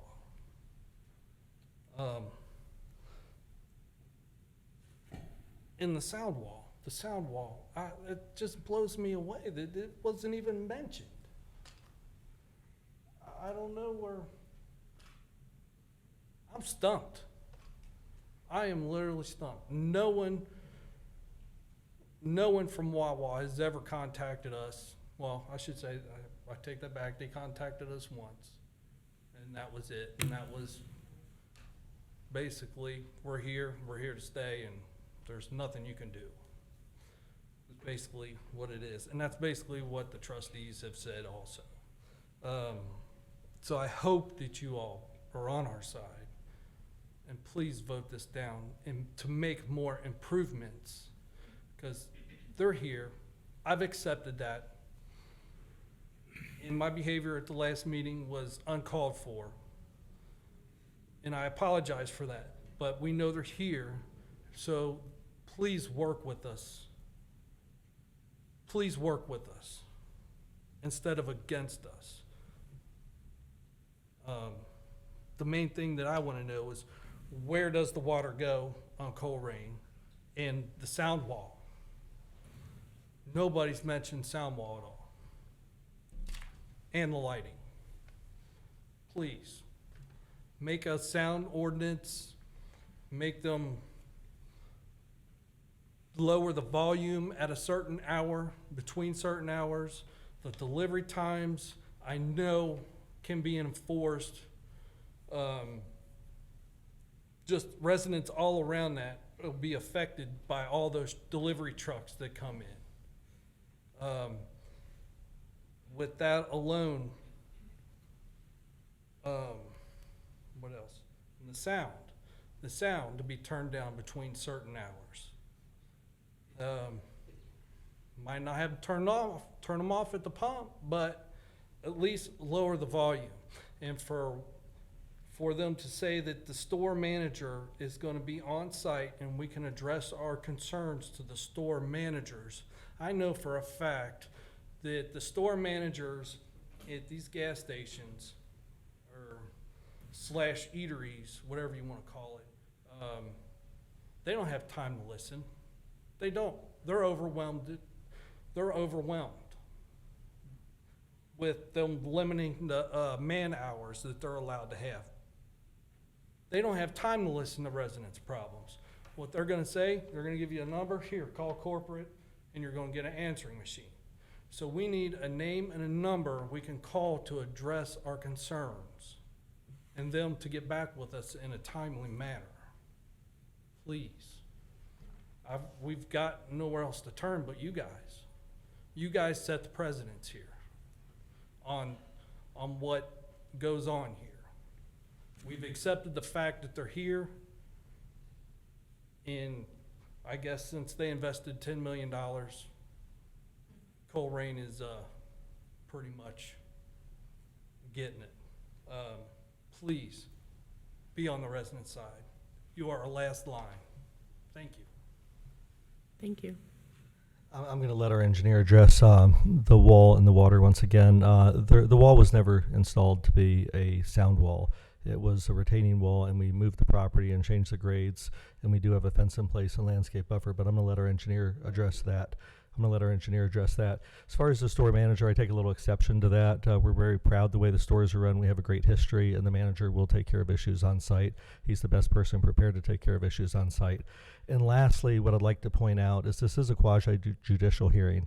We've presented reasonable and competent evidence that we've met the criteria of the site plan. We do have staff approval. We have brought experts here today who've testified to the lighting, who've testified to the drainage, who've testified to the traffic circulation. We spent a lot of money and a lot of effort. These are reasonable engineers with degrees, and they have presented reasonable, competent evidence to you guys. We did get the zoning approval. We're here for site plan approval today. We've met the intent of the staff. We've gone back and forth with the staff to make sure they were happy with the plan. Staff recommends this for approval, and we kindly ask that you approve the proposed site plan that's in front of you tonight. And I'll let the engineer address those last couple items.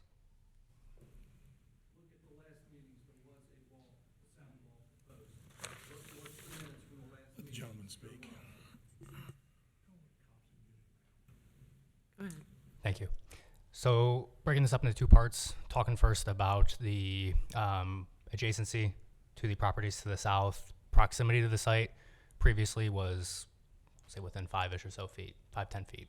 That did not leave us much room, if any at all, to provide grading considerations in order to install the site without need for a retaining wall. Justin, you mind please flipping over to the cross sections? It's a good one. So you can see there's very significant grade down from where we're meeting the existing down to proposed, pushing the site, allowed for us to get away from the need of that. Switching gears over to the drainage question. Do y'all mind if I step up to the screen? Sure, go ahead.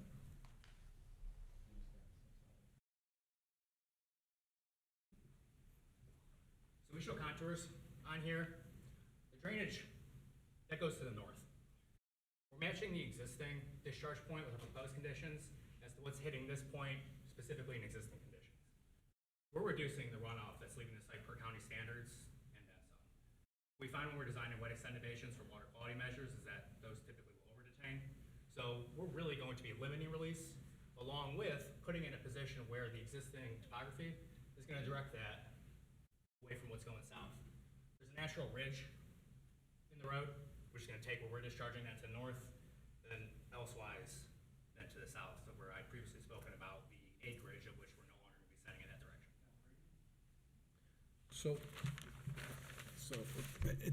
So the bottom line is the water that you're taking off site is going to the north. So near, I don't know if you know it, but Bank Creek.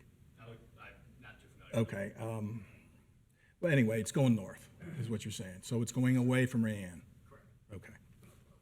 So while you're there, let's try to understand this wall issue. I think I got my arms around it, but you're gonna help us through it. So right now, I want you to look at the corner, what I would call the south corner of the building there. If you can point, yes. And if you come toward the residential area, that grade right now, correct me if I'm wrong, is approximately, the difference in grade is 944 to 936. So you're at about 8 feet. Approximately. Do you mind flipping to that? I just want to get the visual up there. Sure, sure. I want you to be comfortable with that. This is perfect right there. So do you agree that that's approximately 8 feet? Approximately, yes. Yes. And if I recall before, you did have a wall there, but that's because you were compressed because you had the site more toward the residence, and now you've moved it away from the residence. Correct. And have different So now you don't need a wall because you have the room to grade that. Would that be correct? Yes. Okay. And here's the other thing I want you to let us understand. As I look at the drawing, the property line or the contour line closest to the residential folks is 944. Your grade closest to the building is 936. Yes. Contour line, yes. Contour. You're sunk 8 feet in the ground, correct? Correct. We're lowering the building finished floors compared to existing, as you can see with the existing building versus So proposed. let's understand that. You are in essence 8 feet below the grade. Yes, compared to existing today. Exactly. So the wall was holding back to earth, but you don't need it anymore Correct.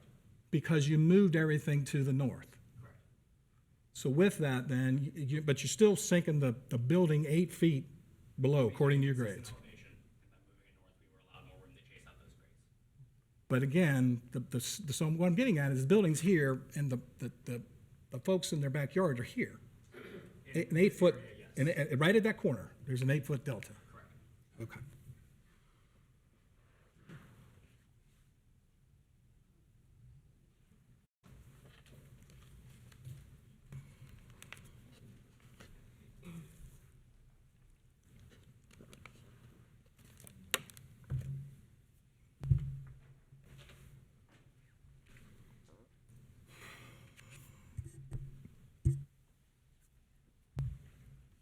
Hi, my name's Mandy Blackburn. I live at 4136 Rand Drive. I'm the second house down. I'm not sure what state you all are from. I'm sure they're not familiar with Fernald. The professionals all said it was safe. Everything was safe. You're all good. Nothing can hurt the soil, the breathing air, nothing out there. Why have a child with cancer, either from Fernald or from the landfill, is what I was told by the pediatricians.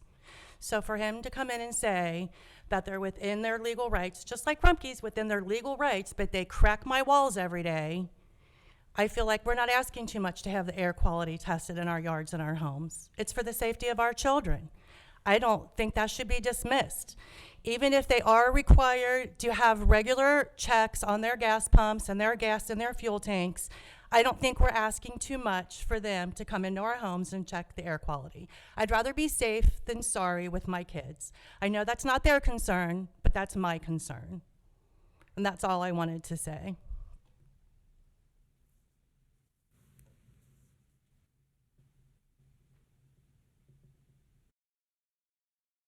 Are there any other residents that want to?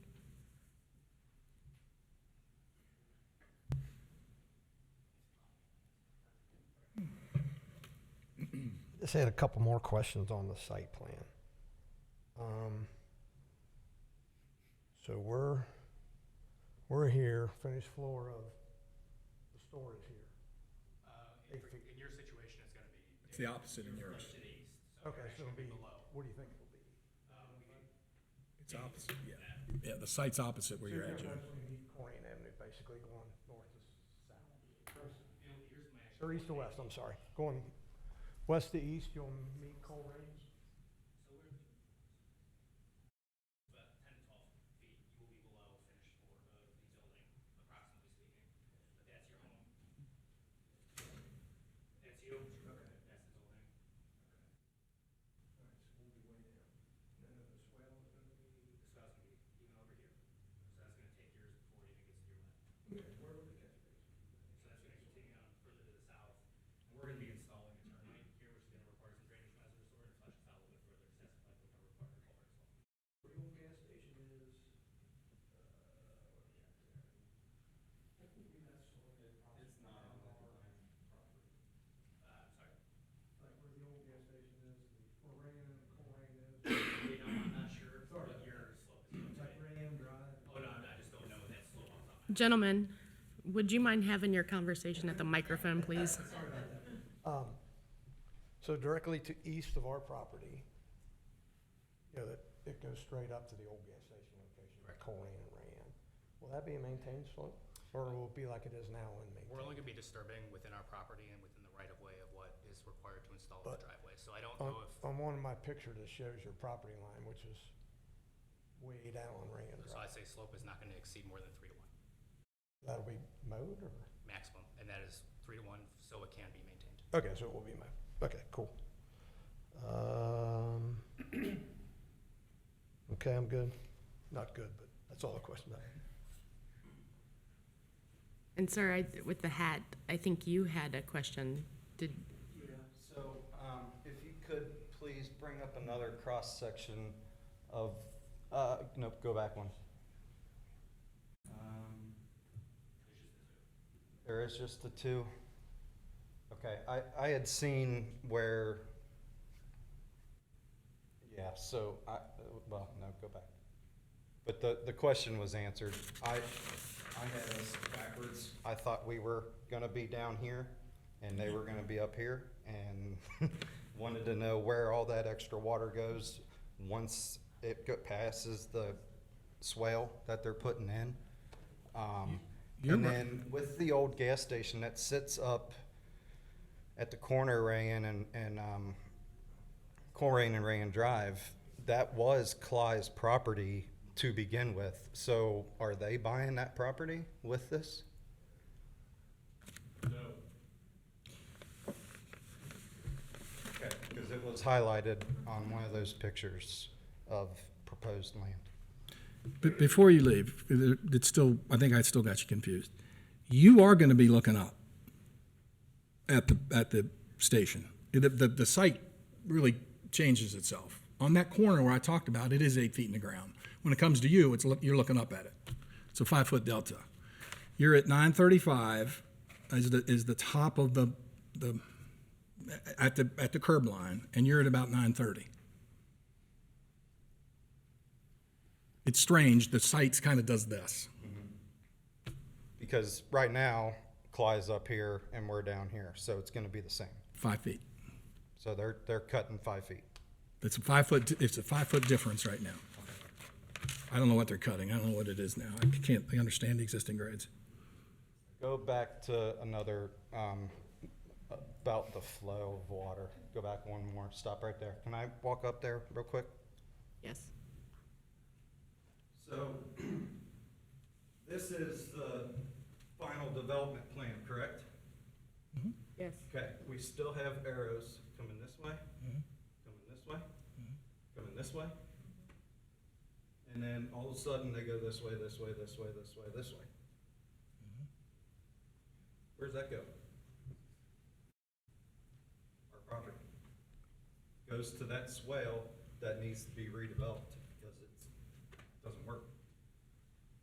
So it's gonna still create problems in my house. I don't know where it goes after that. Go ahead.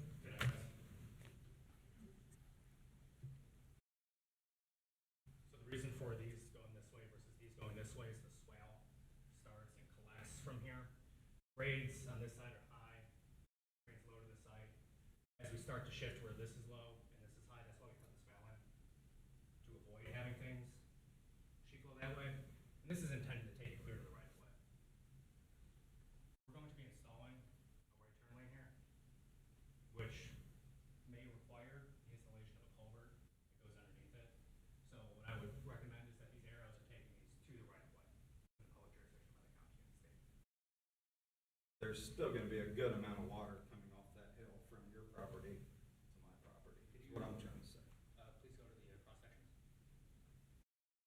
So, one more please. So we're showing the property line right here. This is the curb line, it takes everything onto the site. And this is the swale, and you can see that drains away. Get that? So just 5 foot of the existing conditions is going to remain. Or we're not Right, touching, not but, disturbing. I know, but the property line still comes back this way further, correct? So all this water is still gonna be coming this way. You're not collecting all the water. I disagree. No, you are collecting the water in the swale. So what's the property line here? This is the property line right here. As you can see, this, from the point at which we're disturbing, drains away into the swale. This continues this way. Okay. This, we're not disturbing. That will remain as it is today. And that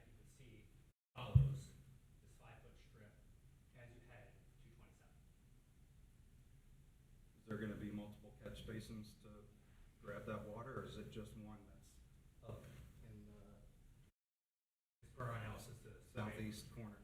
As per our analysis to the point, the limited nature of the acreage that's actually going to be, I shouldn't say acreage, the limited nature of the square footage that's going to be captured by this swell. Okay.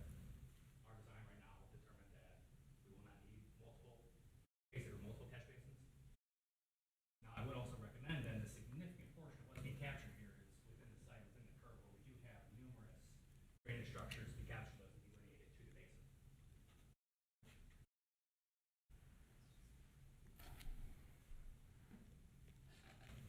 So after all this construction's done, and I still get water in my basement, I'll call Wawa? That's all I got. Thank you.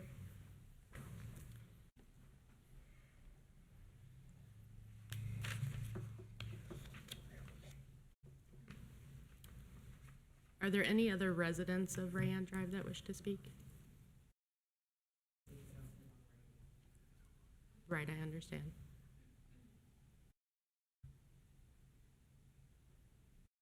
Okay, we're gonna move forward. And Ms. Davis, I appreciate you wanting to speak.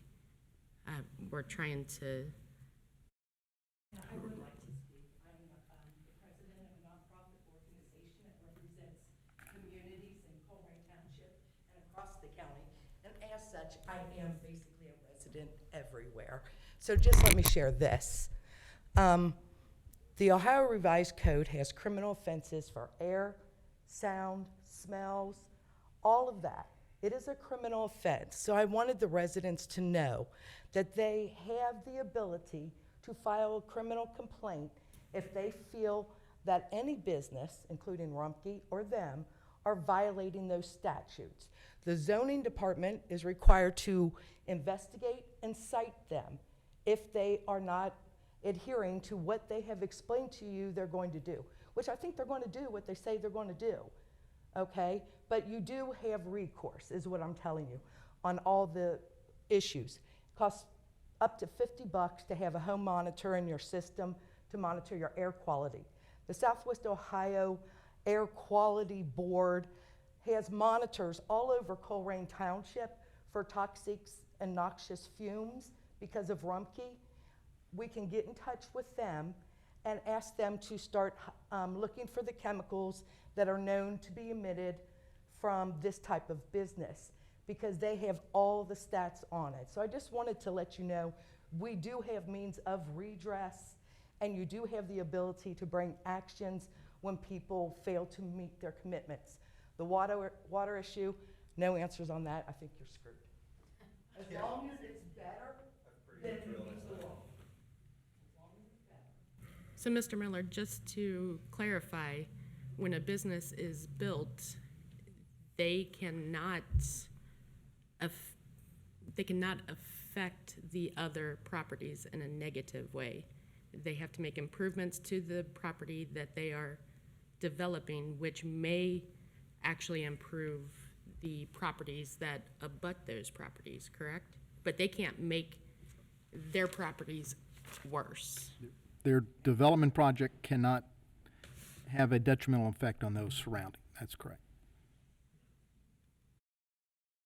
But in fact, some of the improvements that they're doing to this may have a good change for these properties. That is what it sounds to me from the developer. Some of the runoff they're Yes. capturing. They've made significant changes to that water runoff.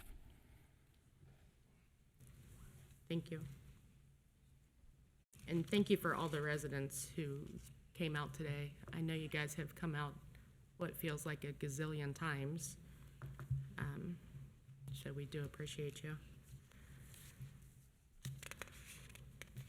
So commissioners, any additional questions that you have for staff or the developer?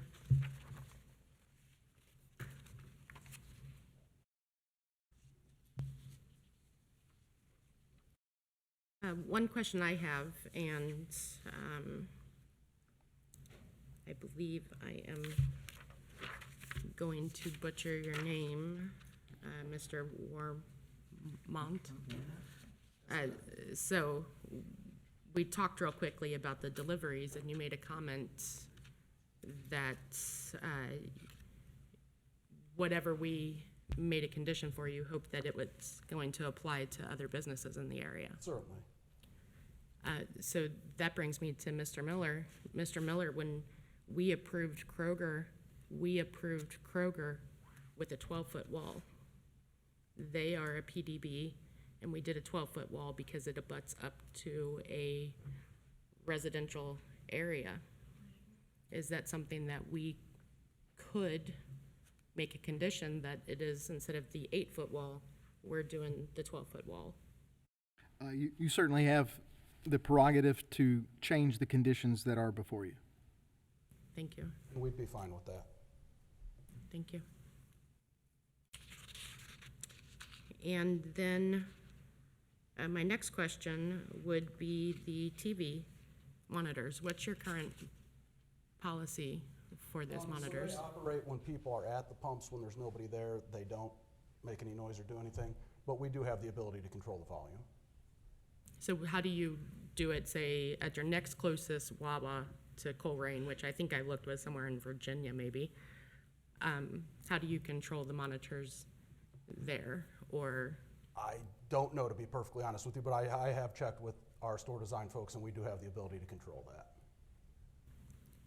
So if we said you're going to mute them midnight, 6 a.m., is it a flip of a switch that an employee has to do, or is it programmable where we ensure that it's always done consistently? I believe it's programmable, but I don't know that answer for 100% fact. I think that's all set up, as we install them. Okay. And we're certainly willing to take some type of measure to do that.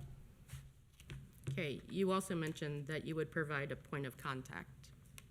Yes, so we have a So corporate. point of contact maybe during construction, and then a point of contact after opening. Operations. Certainly. So we have a corporate property management team, but the manager and assistant general manager of each store, I mean, their picture's on the wall, their name's on the wall. So it's, they're not some shadowy figure or anything. They're right there for everybody to see. But yes, we have corporate property management as well. So we can provide all that. I mean, obviously we haven't hired a general manager for the store yet or anything, but we can certainly give all that information. The corporate property management, we give it to you tomorrow morning. Okay, during construction, if the residents are having issues, who would they reach out to? I mean, there will be a general contractor, a site contractor, but I think Public Works Department here is probably who monitors that. Okay. I don't know either. But I mean, if you have a Public Works Department, I think that would be who folks would. It's not, I don't think that's Colerain's responsibility to monitor your site. That is your responsibility. It is not Public Works' responsibility to monitor I mean, you. there's an inspector that comes out, I would presume. There's probably a building inspector, I'm sure there's other inspections, plumbing inspection and so forth. But I think what we're after is when somebody's out too late with the loading, with the bulldozer, when there's material that's been delivered on someone else's site on accident, who do these guys call? They can personally call me. We'll oversee the entire operation. Why don't you give us your number then for the record? Chuck Weddall, 407-999-9985, and I can be reached almost anytime. Thank you. Will you spell your last name for the record, please? Yes, WHITTALL.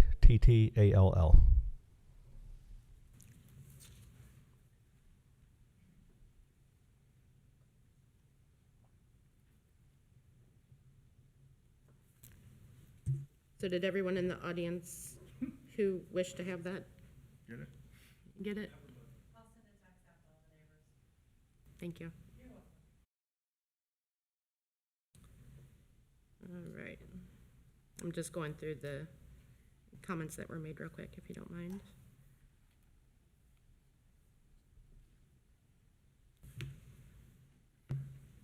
All right. I believe we touched on all of the comments that came in from the residents, so one more chance, commissioners. Any additional questions? Just a clarification, did you mention a 12-foot high fence? Yes. And, It w- and yeah. you right now have one that's proposed at 8? And I said, absolutely, we'll do 12. You'll do 12. Yeah. Okay. Fence. It's not a wall.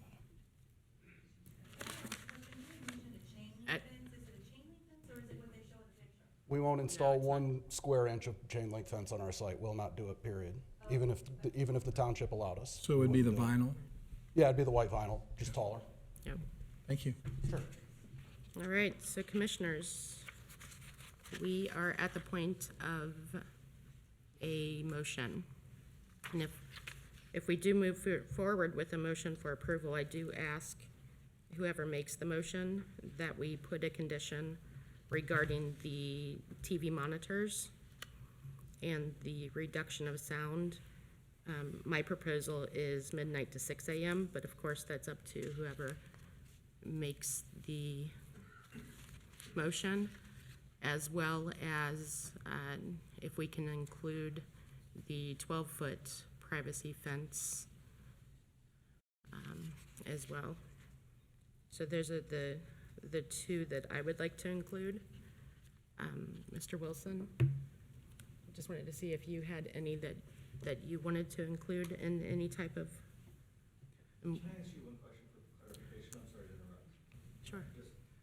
On the 12-foot privacy fence, we have a fence going around the entire property. Could the privacy fence only be along the neighbor's side? I don't know if there's really a point on the other side of the property. So I drove through Kroger today. It's the pieces that are abutting to the residents. So yes, anything that is touching a resident's property line, Yes, ma'am. 12 feet. Thank you. No, at this point, we're moving on, but thank you. Because he's clarifying part of our motion, please. At this point, we're moving on, but thank you. So, Mr. Wilson, did you have? I would just, given that in the site plan, it specified there'd be 0-foot candles of light from the development, and 0 decibels of sound from the monitors. I just wanted to see if we could just get that as a condition, since it was stated in the plans.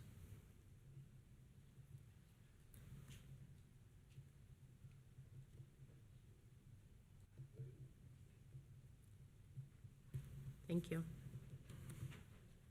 Mr. Bachman, did you No. have? I'm good. Mr. Hauser, did you have anything that you wanted to? Mr. Westfall? No. Okay, so we need a motion. And one question of staff, the site plan that's before us has been reviewed, and are there any modifications that the staff is suggesting on the site plan? None. Okay. All right, so at this time, is there anyone that wishes to entertain a motion? I'll make a motion. Make a motion, we approve the site plan that's submitted for, help me someone, for ZA 2023. ZA 2023 09. 09, final development plan with the following conditions. One, that the TV monitoring system be programmed or physically modified so that it does not work or does not turn on between midnight and 6 a.m. That the vinyl fence that's proposed, the white vinyl fence at 8 foot, be modified to 12 foot. That there is 0-foot candles of light at the property line from the site. And that the monitors that are working, the TV monitors that are working during the day, have 0 sound at the property, at the residential property lines, the existing residential entities' property lines. I'll second that. All right, so Mr. Miller or Mr. Becker, we have a motion before us for approval, and there were 1, 2, 3, 4 conditions that were added. So, Mr. Bachman? Yes. Mr. Hauser? Yes. Mr. Westfall? Aye. Mr. Wilson? Yes. And Ms. McMullen? yes.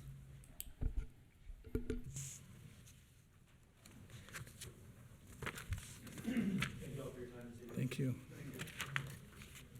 Good job, Lori. Thank you.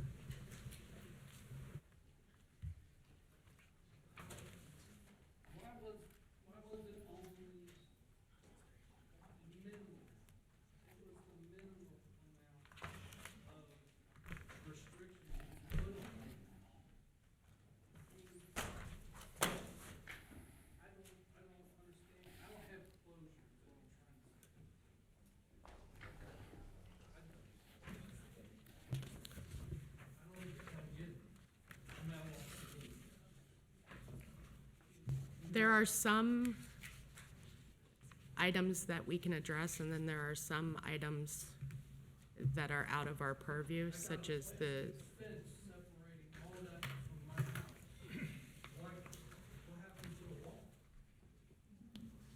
they explained that the wall. No, the wall, he explained, was because they were pushed back to the property line, so that was a retaining wall. When they brought the development forward, they did not need that retaining wall any longer. So it was a retaining wall to hold back the earth that they didn't need any longer. I'm sorry for interrupting, but the way it was proposed in the meetings before, it was a sound barrier. Right, so that was, right, so, and then we're gonna move on, but that was the first plan that came before the zoning commission that we denied. And then the plan was changed with the trustees. So with the trustees, they approved, and now a different plan came to us. But I appreciate your questions, but we do have to move on.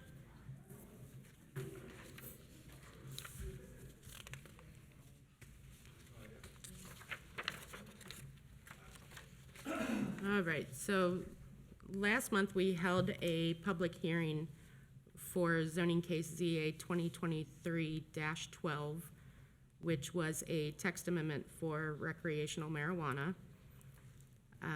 For those that weren't present, we did vote to continue that public hearing to this meeting in order to have a law director present, so that way if we had questions, we were going to be able to bounce those questions off of you. And then also to allow administration to issue a second notice of a public hearing. So with that, I don't know if we just motion directly to go back into public hearing, or if there's a presentation that you're doing before then. I would recommend that you motion to enter back in and continue that public hearing, and then Mr. Becker has a presentation that he's going to provide. Okay, so I will make a motion for us to reopen the public hearing for ZA 2023-12, a text amendment for recreational marijuana. And can I have a second, please? I'll second it. Thank you. And can we have a vote? Mr. Bachman? Yes. Mr. Hauser? Yes. Mr. Westfall? Aye. Mr. Wilson? Yes. Ms. McMullen? Yes. So we are back in a public hearing, and I'm not sure if Mr. Miller or, okay. He's got Thank you. a PowerPoint.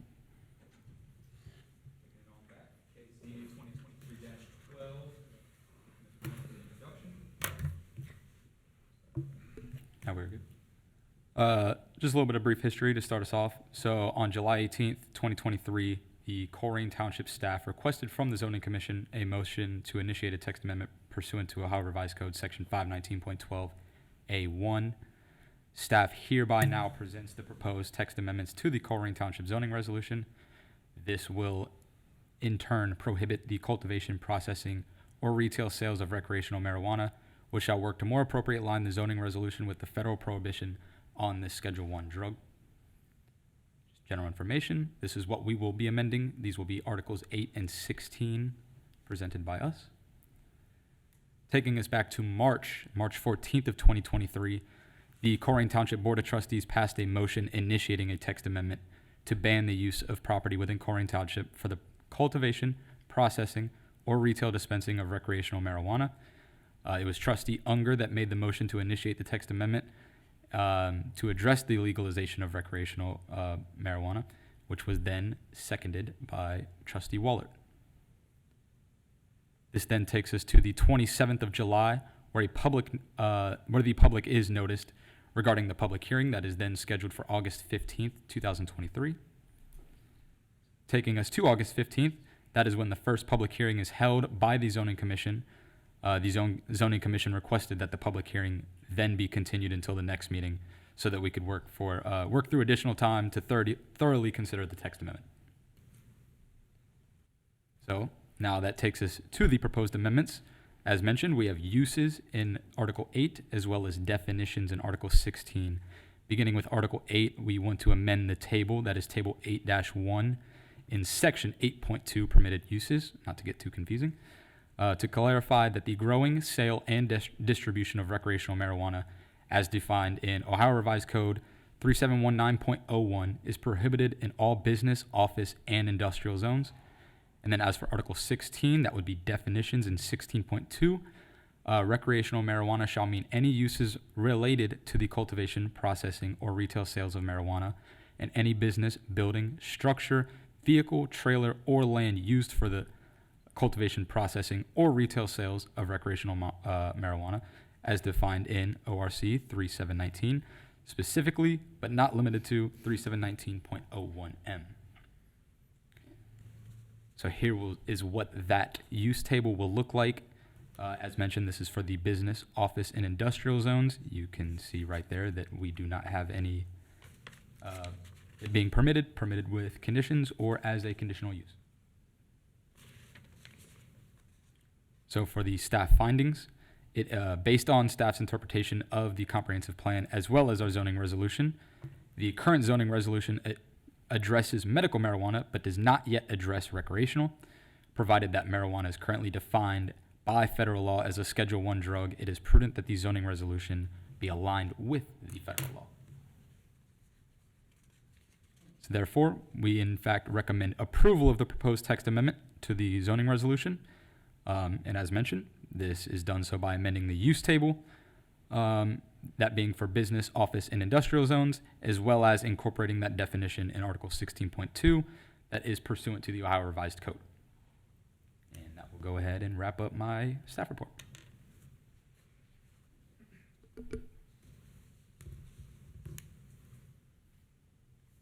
So I'm a bit confused, Okay. and you know why I'm confused. We had a public hearing with 3 proposals proposed to us last month. We paused that public hearing, and now we just reopened a public hearing with 1. Where are the other 2 that we discussed last month? Based on the discussions with the administration and trustees, they asked that that proposal be pared back down to the original request, which was the option to prohibit it in the business, industrial, and office zones. And so the proposal that was brought in last month's zoning commission meeting was in compliance with the advertised purpose, and that was the prohibition. That was what was in your packet. And then at the meeting, there were a couple more that were added in as discussion and presented by staff. And so this meeting, it was requested that those be pared back down to the original proposal of just the prohibition.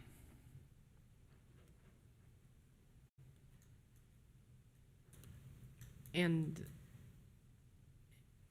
being in public meeting or in a public hearing, when we had 3 items that were being discussed,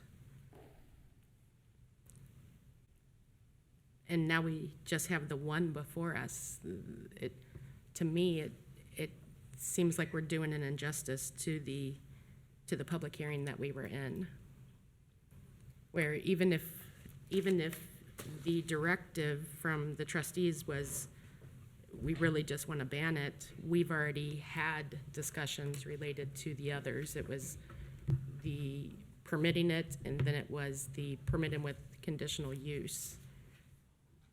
I'm not sure how the other commissioners feel about it, but I feel like the public hearing should have ended on one note and then reopened on one note.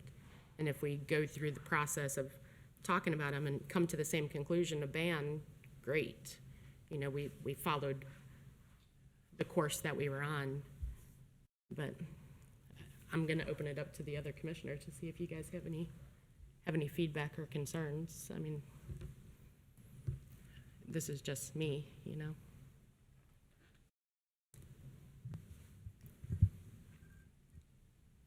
Okay.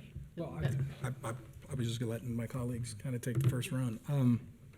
I think a couple things. One, we've kind of gone full circle with regard to a staff recommendation. I guess that's the concern is last month in the public hearing, there was a lot of discussion. I know it was hurried. There was a 48-hour time frame that the staff looked at a modification and looked at actually prohibiting allowing them, if you will, the retail sales. If my memory is correct, they were to be separated by a mile or some distance. There was only so many, and they were to be a ratio by a population of the township. Right, it was 1,000 feet and, yeah. So there was some discussion about that, and now we're back to a total prohibition. And I guess I'm a little curious of why that is, and I guess I don't know really how to say this. If the trustees really want a prohibition, then they're just looking, are they looking for a rubber stamp from this committee? And I think we were trying to use our, what we do, look at the zoning code, look at health, safety, and general welfare of the community at our past meeting. Mm-hmm. And if, to your point, if we get to, you know what, after review, after seeing what other communities do, after some input as to is it a blighting influence with retail sales? Does it bring derelicts into the community? Okay, maybe it is appropriate to not have these.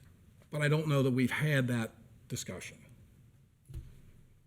Correct, I agree.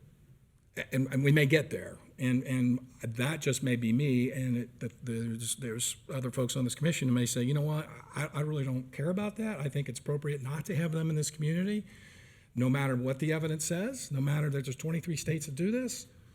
I'm just going to say no, and I can appreciate that also. Mm-hmm. No, I couldn't agree more with Mr. Bachman.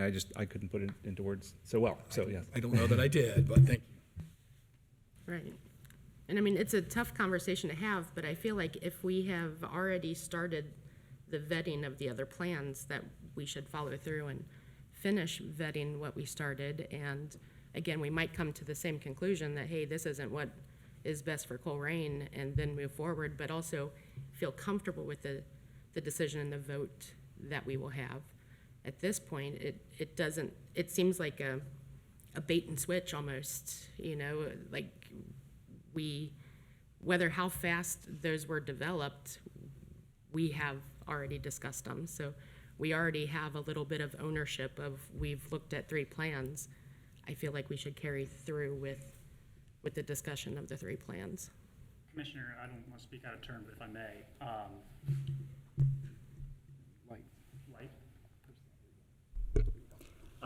based on the language of the initial public hearing, it said for the prohibition of the recreational marijuana. So it's not, I just want to make sure we're clear on the record that it's not necessarily bait and switch, because the purpose of the public hearing was adhered to, because all that was discussed was the prohibition of marijuana, which is also in front of the commission today. So the same prohibition that was in front of the council last time is the same prohibition it was today. So in terms of bait and switch, I just want to make sure we're clear that that's not necessarily true, because the purpose of the public hearing is the same for both. That's all I want to make sure. Although the purpose of the hearing is the same, the discussion that occurred in the hearing was different.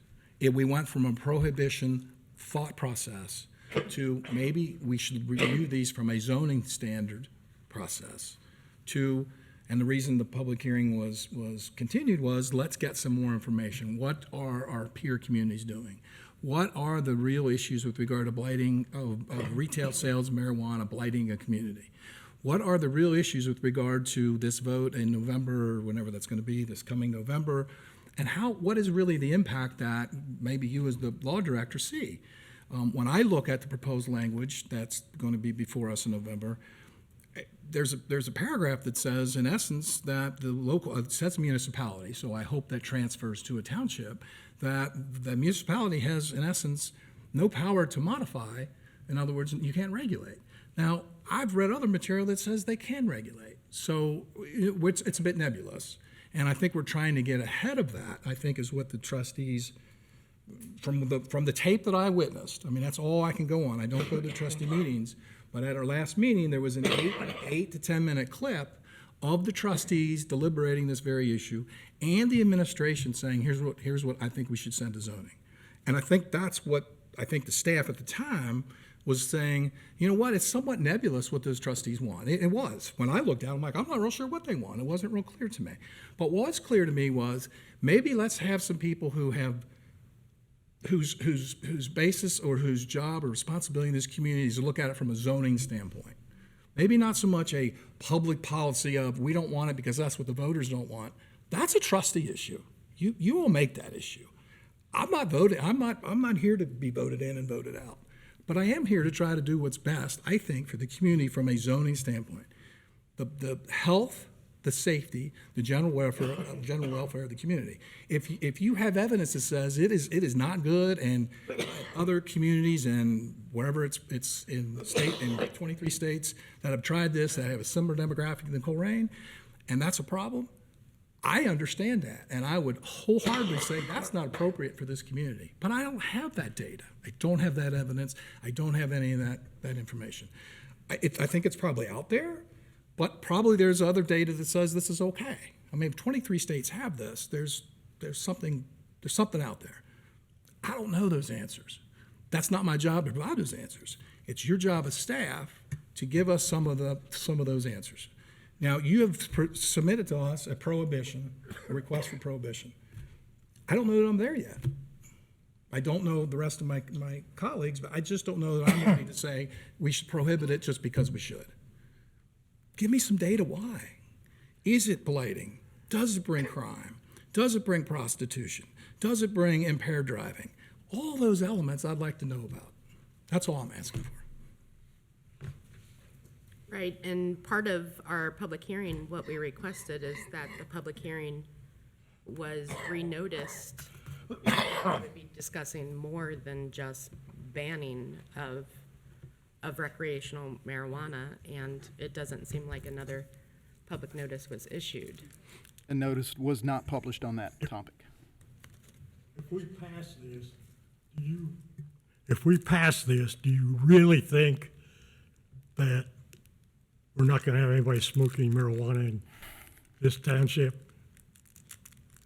I mean, I think we're just, I don't know why we're passing it. Well, this is more than just the smoking of it. This is allowing for a small growth of the plants. It's already out of control. This specifically addresses the issuance of zoning certificates for businesses in Cultivated these to sell 5 it. particular zones. Right. That's what it does. To the people that buy it and sell it, they don't care. Right.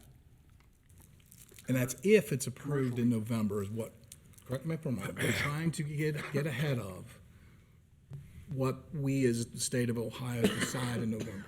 So if we as the voters for the state issue 2, I believe it is, say no, then this work is not needed. Because it's prohibited in state anyway, so why have a zoning provision that says you can't do it? Because you don't have it now. But if it's prohibited in the state, it's still against the law federally. Correct. Well, you mean if it's permitted in the state? If it's permitted in the state, it's. Permitted in the state of Ohio, there is still the federal issue. That's right, there's That is still a correct. federal issue. That is correct. The goal is to align the zoning resolution as it stands now with federal law that prohibits it as a Schedule I drug. It's directly parallel to the medical marijuana that we currently have in our zoning. All right, and I can understand that. So let me ask this question. If it's approved by, if issue 2 is approved by the electorate, or by us, are we going to reopen this issue then?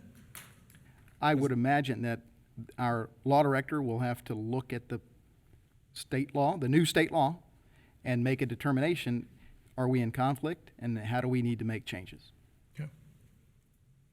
I think we'd be required to do that.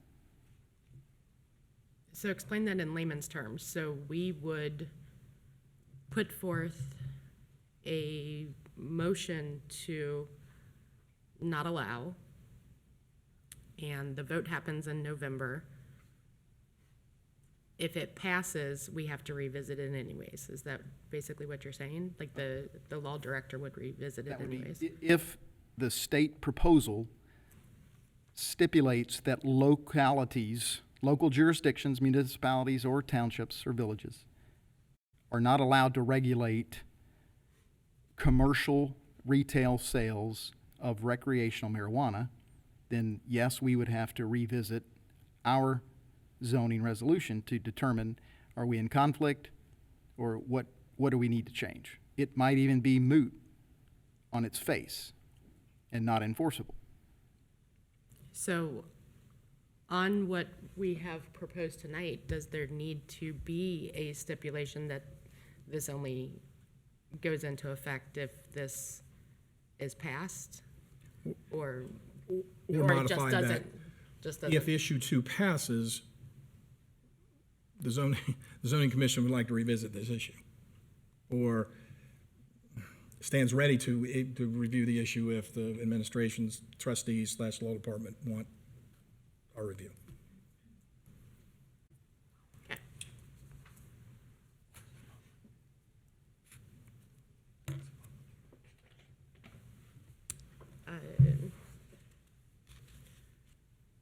Let's see. Yep, so this recreational marijuana is, like we said, we are in a public hearing. So did we have anybody that signed in to speak for the public hearing? You were provided with all of the, I don't recall the form actually specified. That's why I asked the question the first time I spoke. Yep. I was confused because I didn't understand the form. Understood.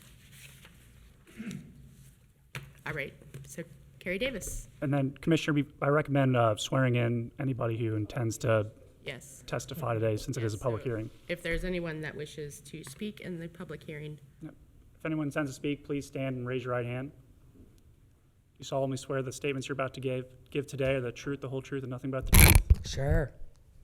Thank you. Okay. I watched that meeting too. It was painful. The fellows in your staff worked their butts off to deliver what the trustees asked for, and it was hard to figure out what they were asking for. But what I think we just saw today was proof of open meetings law violations, because we know what was presented, we know what they said because we all watched it on video, and then this gentleman just said in this room that he talked to the trustees and they made a decision, not an open hall meetings, and decided to change it. That is an open meetings violation per se. No, you're not allowed to make decisions outside of an open meeting. there was a vote that night. Oh, look, I was at the meeting. Maybe I missed something. I'm fallible. I will look, but I do not recall that.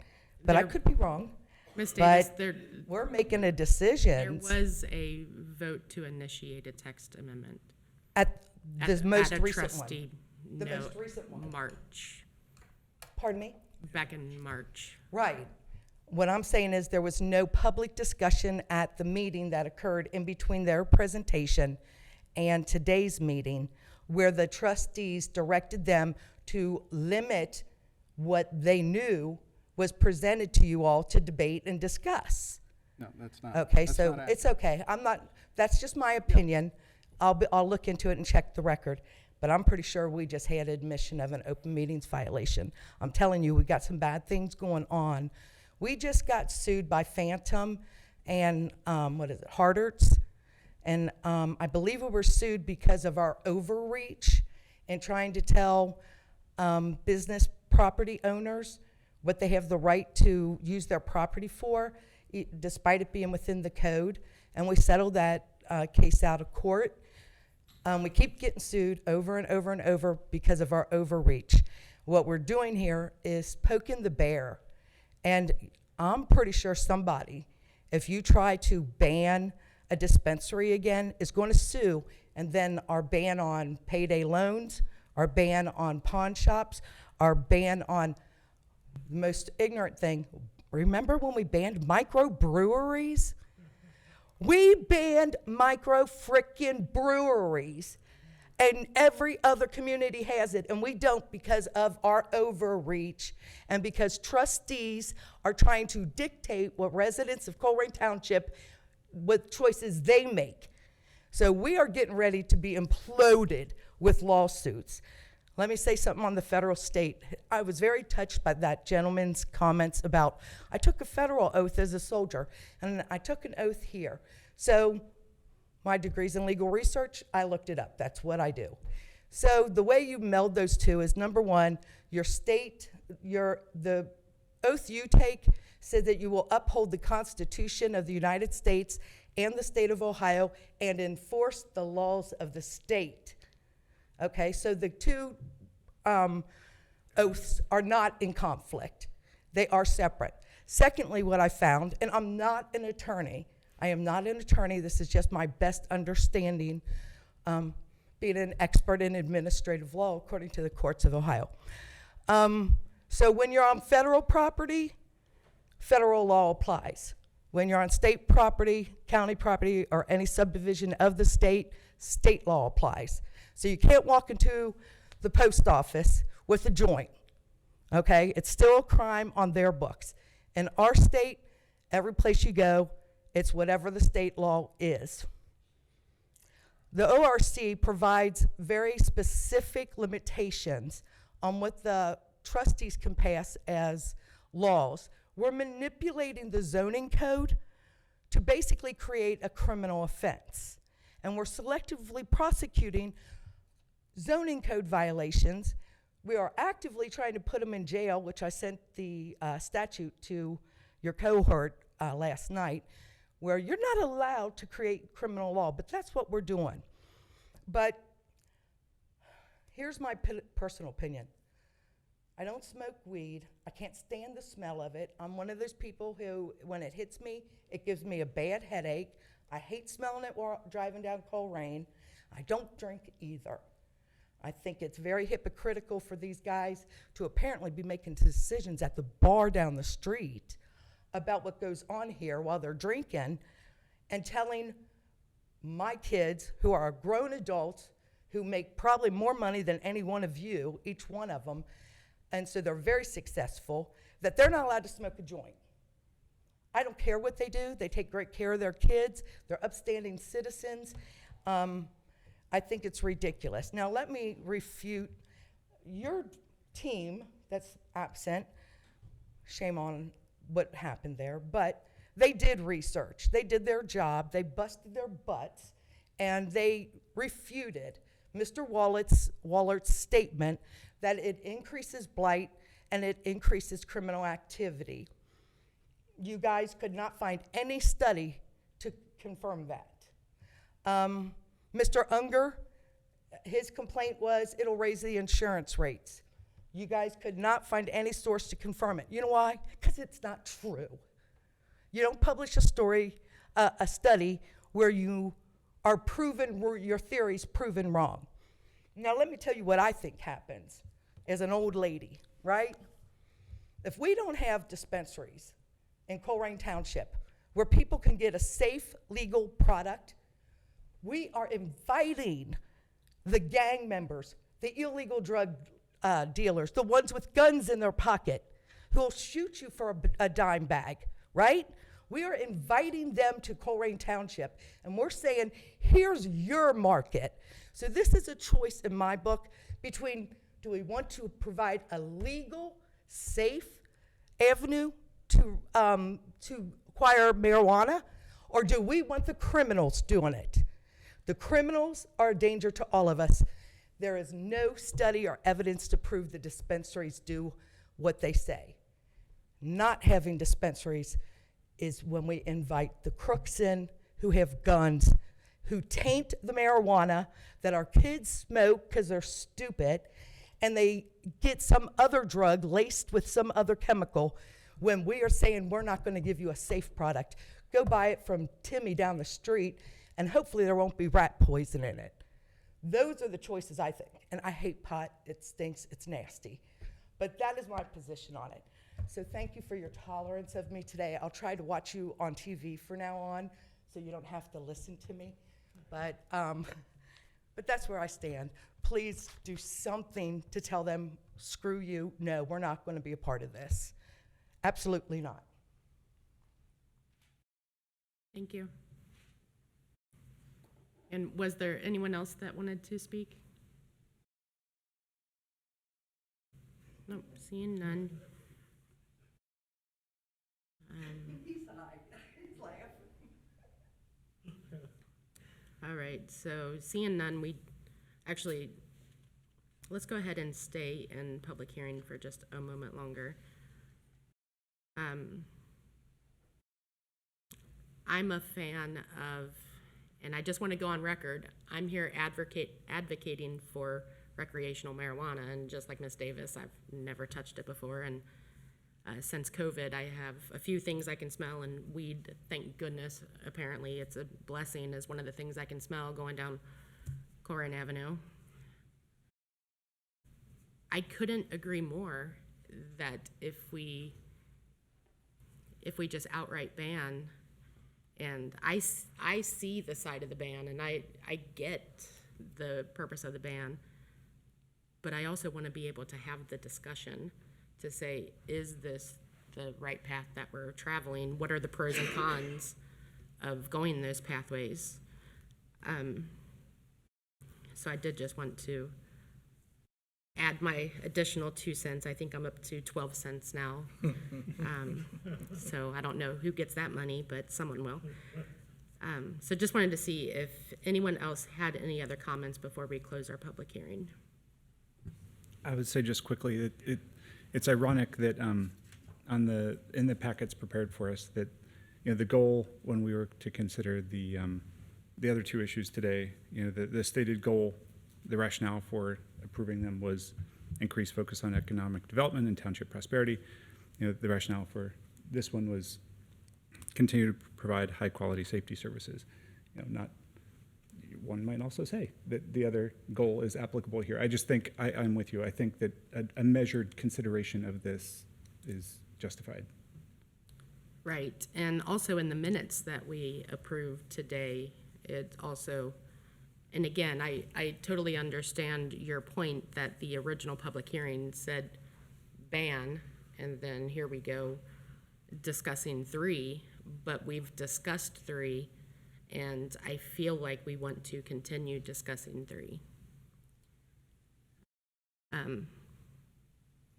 So at this point, I think we're deferring to you on how this could be handled, because the desire of us is not just to look at prohibiting.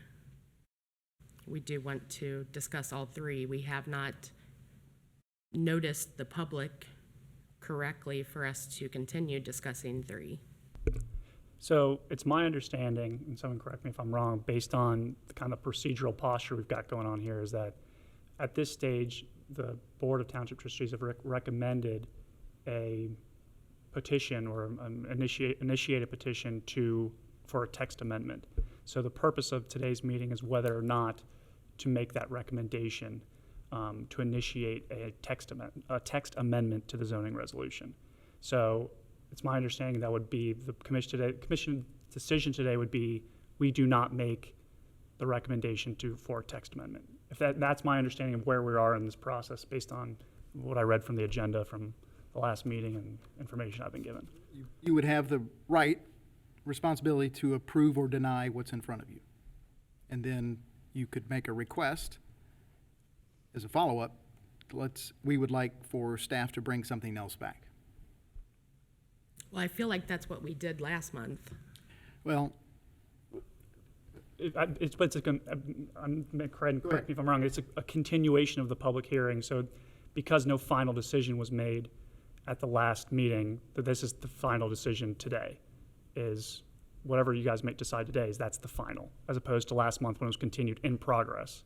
So there was no determination made.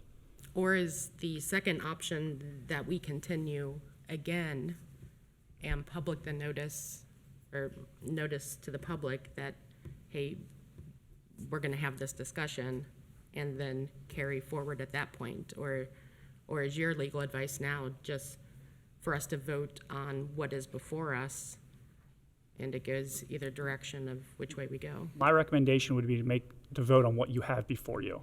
I'm not intimately familiar with your guys' zoning resolution and the options available to you, but based on my understanding, what I read today, my recommendation would be to vote on what's in front of you. And then, but that doesn't prohibit you, again, from making initiating another petition to do exactly what you're talking about, to consider other avenues. This is just because this was a request from the board specifically for this language in the in front of you. If that makes sense? I know I know that the procedure is kind of odd and janky, but that's just my understanding of it. And if we vote for or against, does it go to the trustees then for a vote? Correct. It would. This isn't. Yeah. This is. So just, if we this is a voted recommendation. down, they could vote for it. They could then. I think the then process for them, they can, because the Board of Trustees can initiate their own text amendment to be certified, I think, by this planning commission. But that's not really what's going on today. This is just a recommendation to the Board of Trustees. So if you say, yes, we recommend it, it goes up to the Board of Trustees for approval. If you say no, then it's, to my understanding, it's dead. No, I think they could make a resolution that night. They could accept our denial, and then they could make a resolution and put it in a resolution and not bring it back to us. Again, but I might be. I'm not intimately familiar with your. If they recommend denial tonight, that denial goes to the Board of Trustees for consideration. Okay. Yeah, that makes sense. Okay, so at that point, Your role is simply recommending. It's just a recommendation. Approve or deny the Right. proposal that's in front of you. okay, so first we need to close our public hearing. We didn't close our public hearing, right? You ready? Okay, You ready to let's- close it on this item? So I'll make a motion then that Thank we you. close this public hearing on recreational marijuana. Yeah, I'll second that. Thank you. I didn't put the check mark, so. It's all right. Mr. Bachman? Yes. Mr. Hauser? Yes. Mr. Westfall? Yes. Mr. Wilson? Yes. Ms. McMullen? Yes. All right, so then that brings us to if there is anyone that would like to make a motion.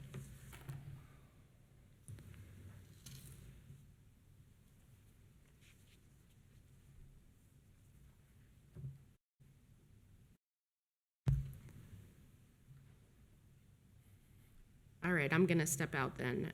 My motion is to deny zoning case ZA 2023-12 text amendment for recreational marijuana. And if there's not a second, that is fine, and it'll just die. I'll second that. Okay. So just for clarification, it is a denial of the text amendment for prohibition across the board that is before us this evening. Yes. Just clarification, so that would be, I guess, in a broadest sense, but the amendment, the text amendment that's before you is that recreational marijuana would be a prohibited use in all 5 of those zoning districts. So we would not provide zoning certificates for any retail business that would want to engage in recreational marijuana retail sales. Can you say that for me one more time? And can you put it back on the screen, please?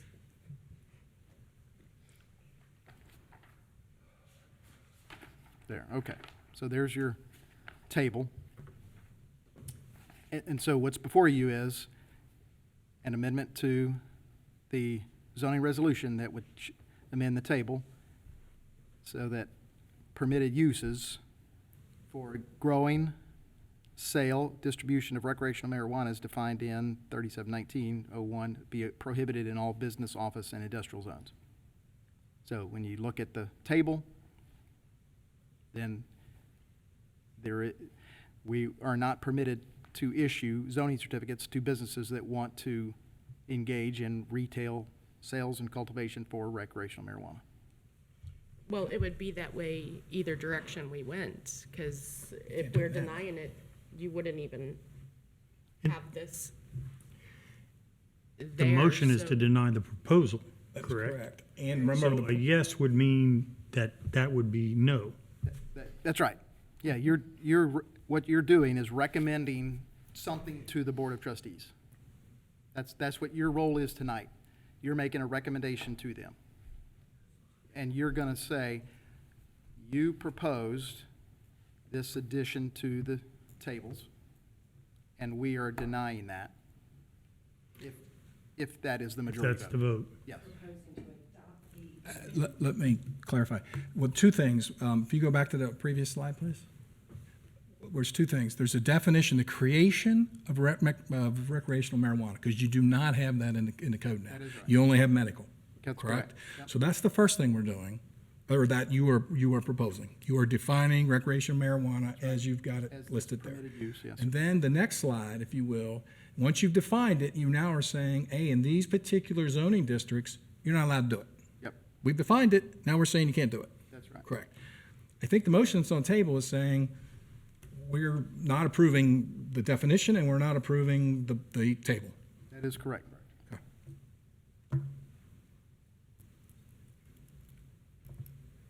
So a yes vote would mean that you. Yes vote. So at this point, I want to remove my motion, Refig. so revoke it. And honestly, I'm revoking it because the definitions and everything are great. And I think if we put it through, if we do approve, we always have the ability to revisit if it passes. So although I put the motion through to deny based on just to be clear, I would have been a yes vote on the third plan that was presented last month, which was a conditional use. Looking at that plan, it set forth a lot of regulations that this little table doesn't. So we actually were adding more meat onto the bone with doing Plan C and having it be the conditional piece that would then be any plan that came through would have to be approved by the Board of Zoning Appeals. So actually by approving this, we're actually doing less, which is just, I can't wrap my mind around that. How But about, well, you want to officially take your motion off the table? yes, I do want to officially take my motion off the table. I'll second that request. Thank you. You gonna go through a roll call on that? Does it need a roll call? I don't know, does it? I don't think so. No. Okay, how about this? So right now, medical marijuana is not permitted in Colerain. You cannot get a You zoning cannot sell it, you certificate can't cultivate it, for- you can't, okay. Right. You're creating an ordinance, or I'm sorry, a resolution, a definition that says you can't do it. You already can't do it, you were saying you can't do it. But the reason we're doing it, and it's already been stated in the record, is because there's a vote that's coming in November where issue 2 is going to potentially allow recreational marijuana in the state of Ohio. How about this? That language that has been approved for us to vote on has just been approved in late August. I think it was August 25th. What if we allow you guys another month to look at that language, come back, and now that it's set, we know what we're going to be voting on, get some legal thoughts on what some of those paragraphs mean with regard to zoning, especially the one that I talked about, and come back to us with some information that, and then we can start saying, you know what, after review of the actual text that's going to be in front of the voters, and after review and maybe some thoughts on township administration or township your lobbying group, I don't know who that is.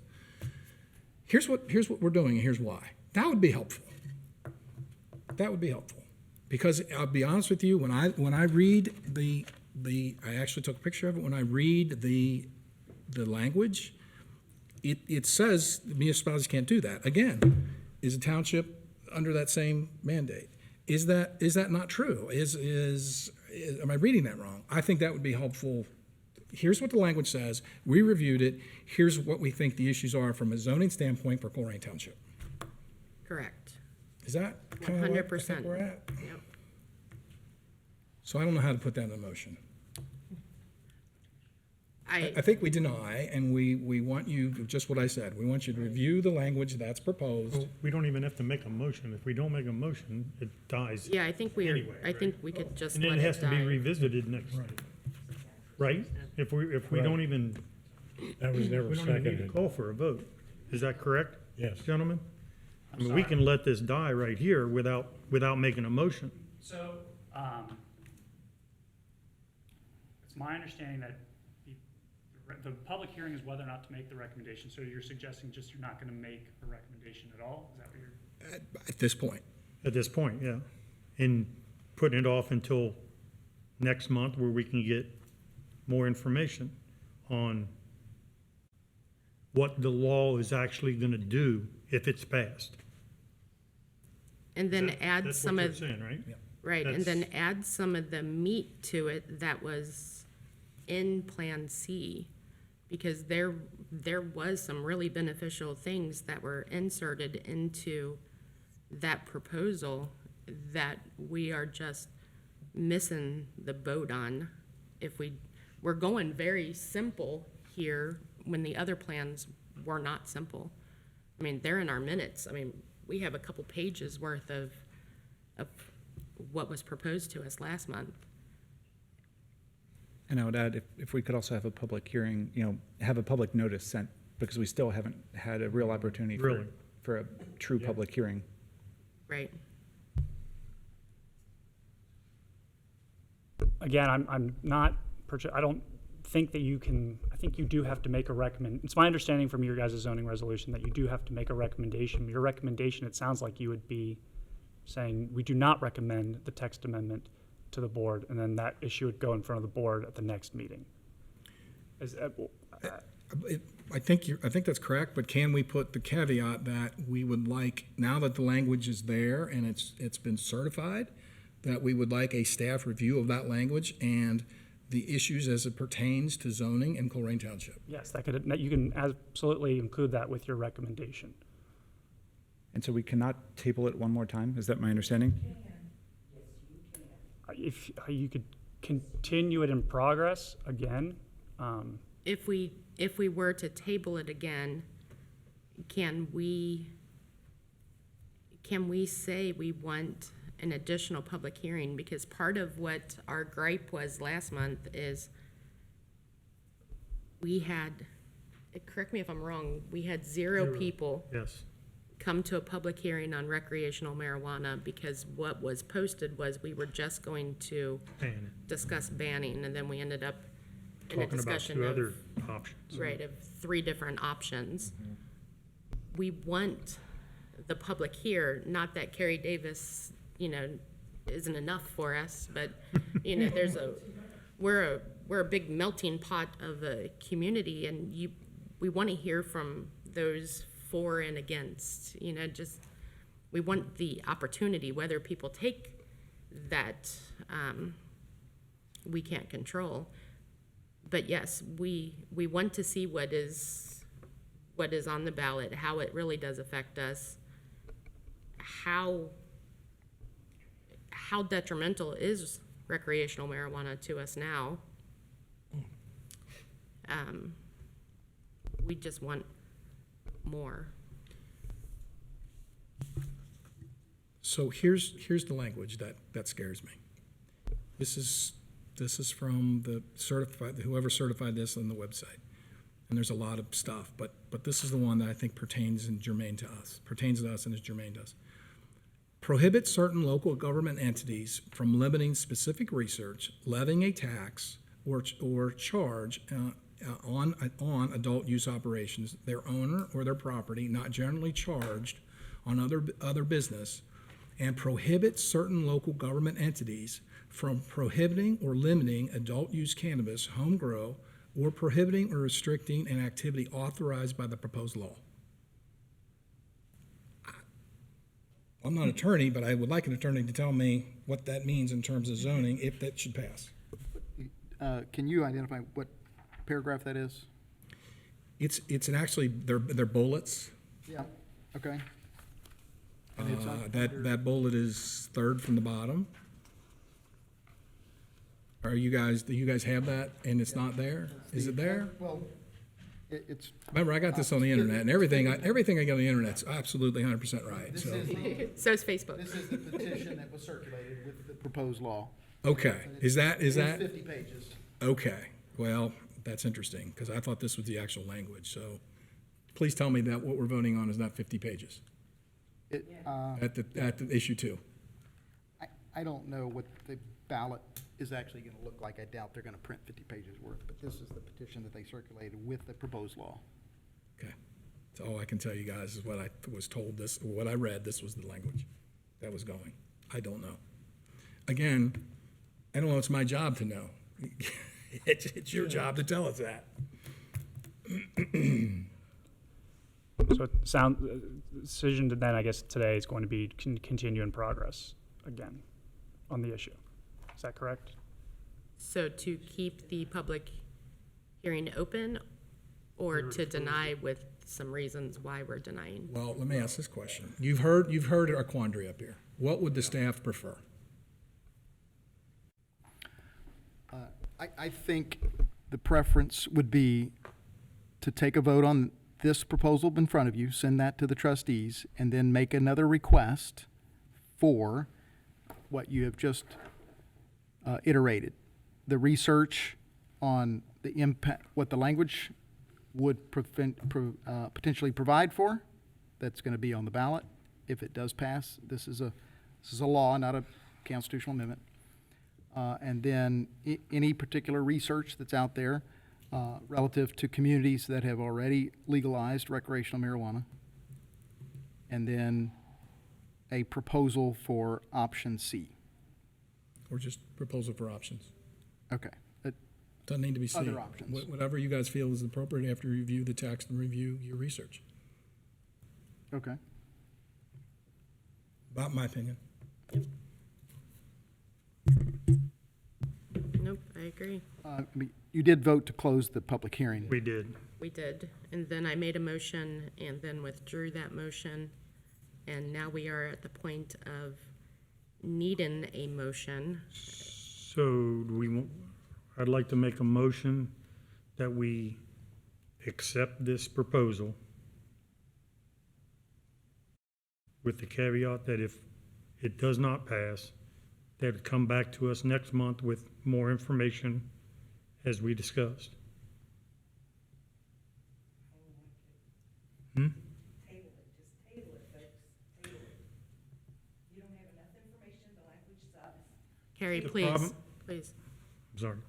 Problem I see with tabling it is we can't have another. You don't need to have a dialogue. Okay, I'm sorry. You're good. So you have a motion to approve Correct. with the caveat that if it doesn't pass in November, that it needs No, to. if it doesn't pass tonight, then more information comes back to us next month with the same So that if, we just discussed. so if tonight doesn't pass, that it returns to the zoning commission with the conditions of, we want to know the language on the ballot, marijuana research and its impact for those other communities that do allow it, and then a new proposal with more of a meatier type of best practices and conditions, just regulations in general. Correct. So that is a motion on the table. Is there anyone who wishes to second? I'll second, just to get discussion, so I'll second the motion. Okay, so please feel free. So just so I'm clear, so a yes vote on your motion passes that, and that's it. If it's a no vote on your motion, Correct. that doesn't pass on the Right. screen, and you've authorized or delegated to staff to do some of the things we talked about, of review the language, so on and so on, Correct. the ballot language, impacts on social community, so on and so forth. Correct. Social dynamics of community, so on and so forth. Okay. So you want those whether it passes or not, correct? No, if it's a no vote. If it passes, and we're saying that that's the language we want to keep. Okay. Got it. Does that make sense? Yeah. I'm confused. I didn't know you could do that with a motion, that a negative on a motion can cause something to happen. Right. We're just asking, what I'm asking for is to vote this down, and then we go back with more information so that we can have another public meeting to discuss it again.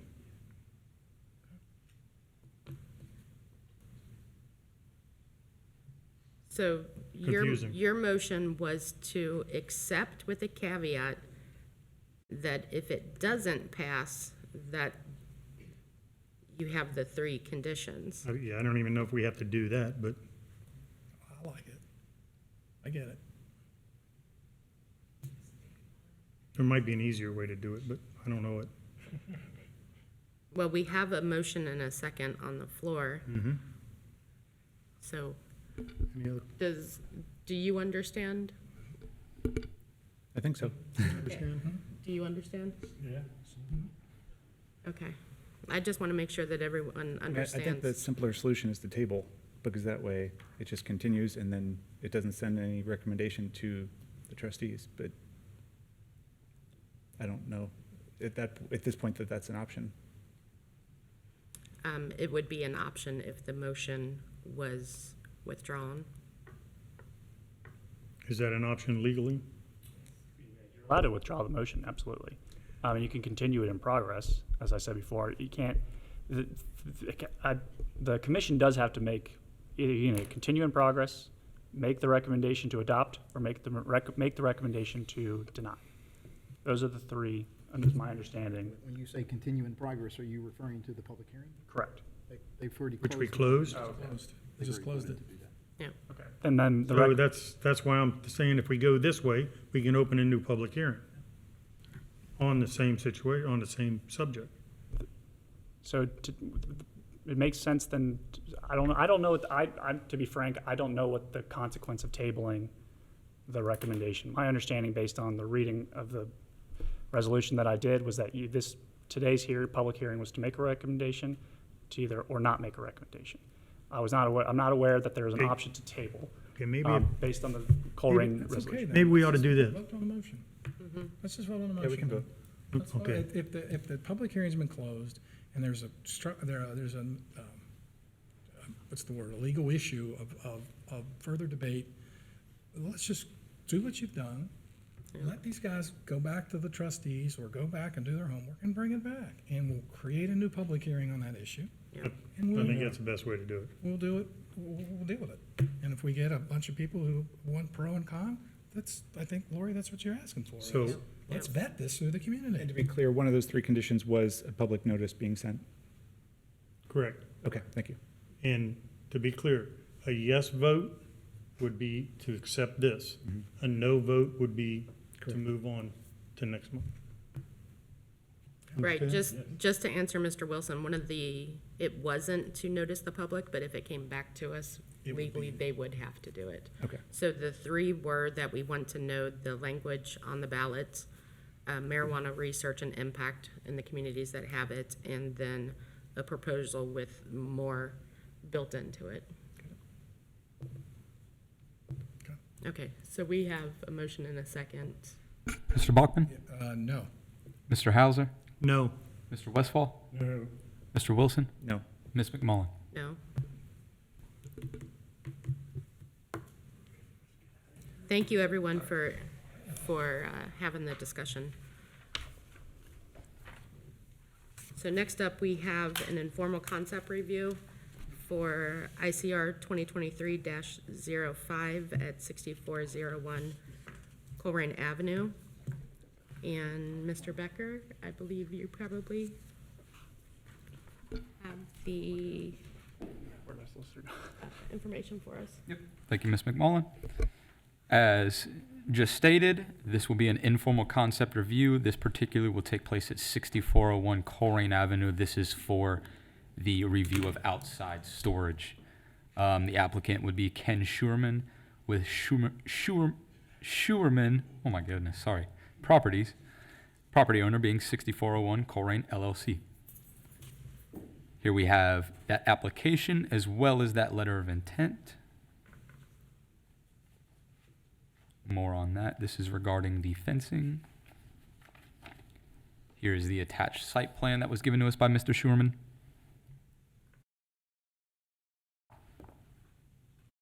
And also in relation to the fencing. And we have Mr. Schuerman here today. Want to come join? That's fine. Poor man. He's been here before. He likes us. So welcome back. I wouldn't say that.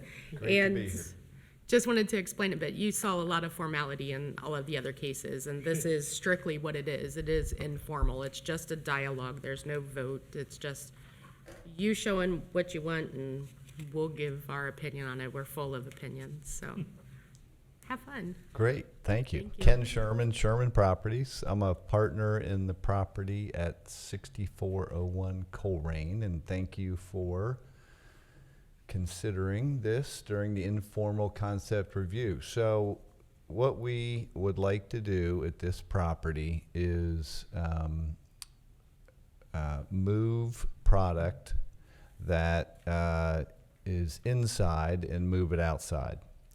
It will be in the same, it's the same concept. It'll be on pallets, it'll be in rows, it'll be inventoried, and it'll be auctioned.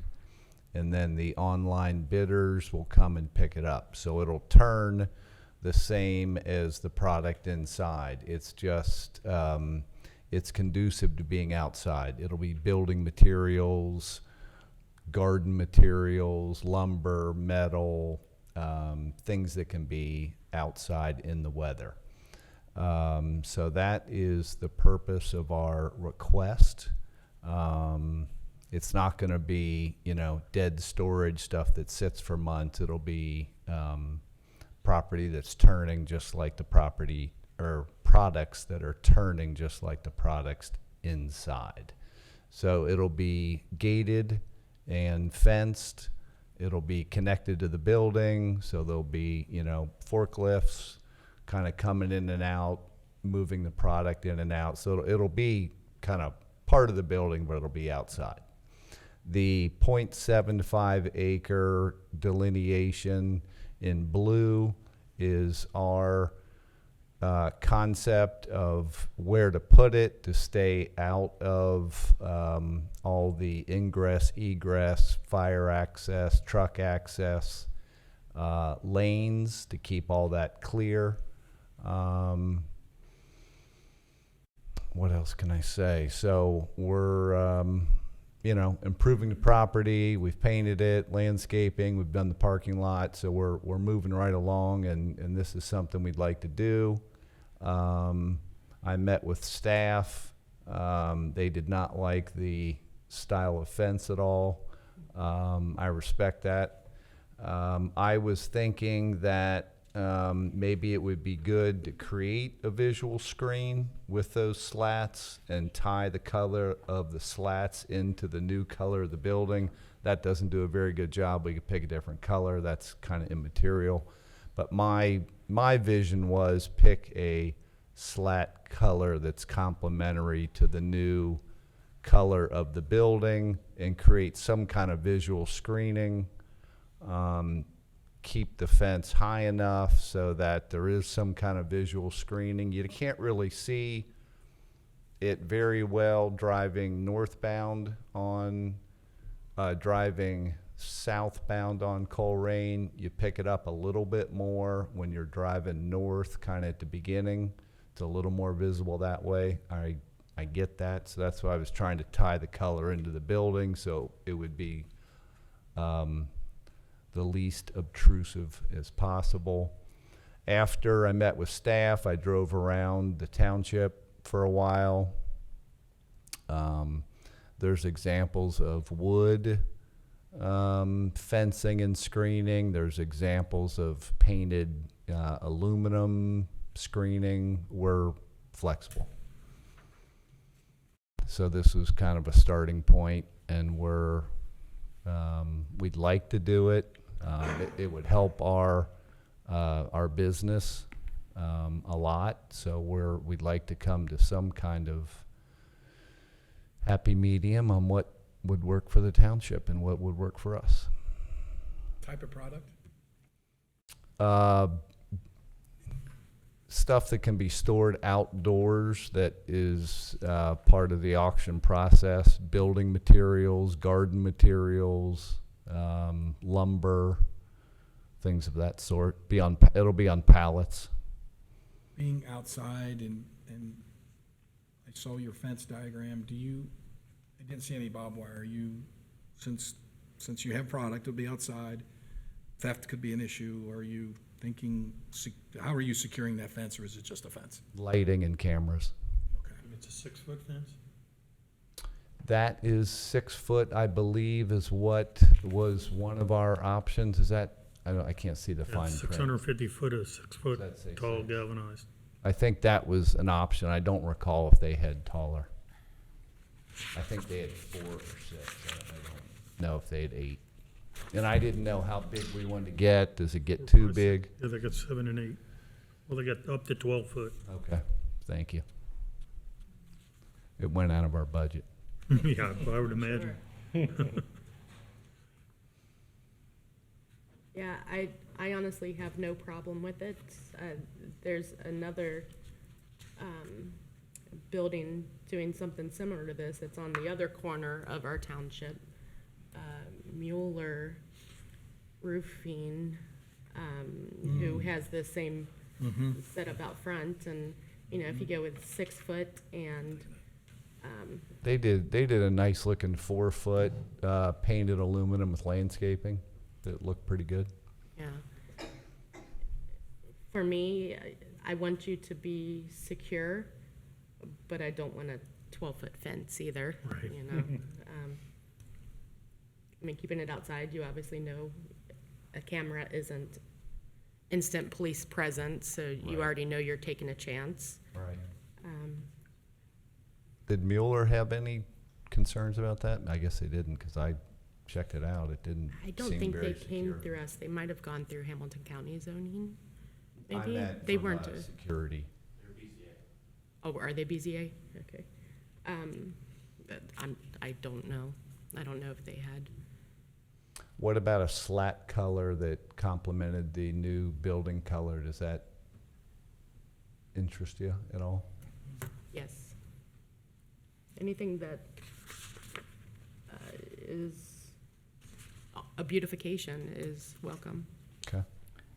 Yeah, I think the slats help, probably not only a visibility for, the beautification, if you will, but also just hiding, in essence, hiding what you're securing back there. Yeah, that sits a little higher than the Colerain Avenue anyway. Right. Right, so someone who wants to look in. Yeah, the only problem you might have is that smaller swatch in the corner there, because it is probably eye level coming down Colerain, right there. Probably can see in there. We had that marked future. We weren't quite sure if that was a smart move or not, that triangle. Mm-hmm. Yeah, we won't do that in phase 1. It's a little remote, kind of tucked up against the woods too, so maybe not as safe.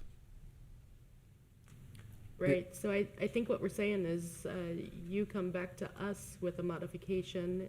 You're going to pick the height. Okay. we would like to see the color you pick, you know. I like the color of what you have up there now. You've done a great job. But yeah, I have no objections to it. If I might mention, in the zoning resolution, 12.10 on outdoor display, sales, and storage. We did have this discussion when Ken was in the office. This is subsection E, chain link fencing, barbed wire fencing, and other wire mesh fencing shall be permitted only where the fencing is not visible from any public right-of-way. So that would be a consideration that you're going to have to work into that. So would that just come to us as a variance?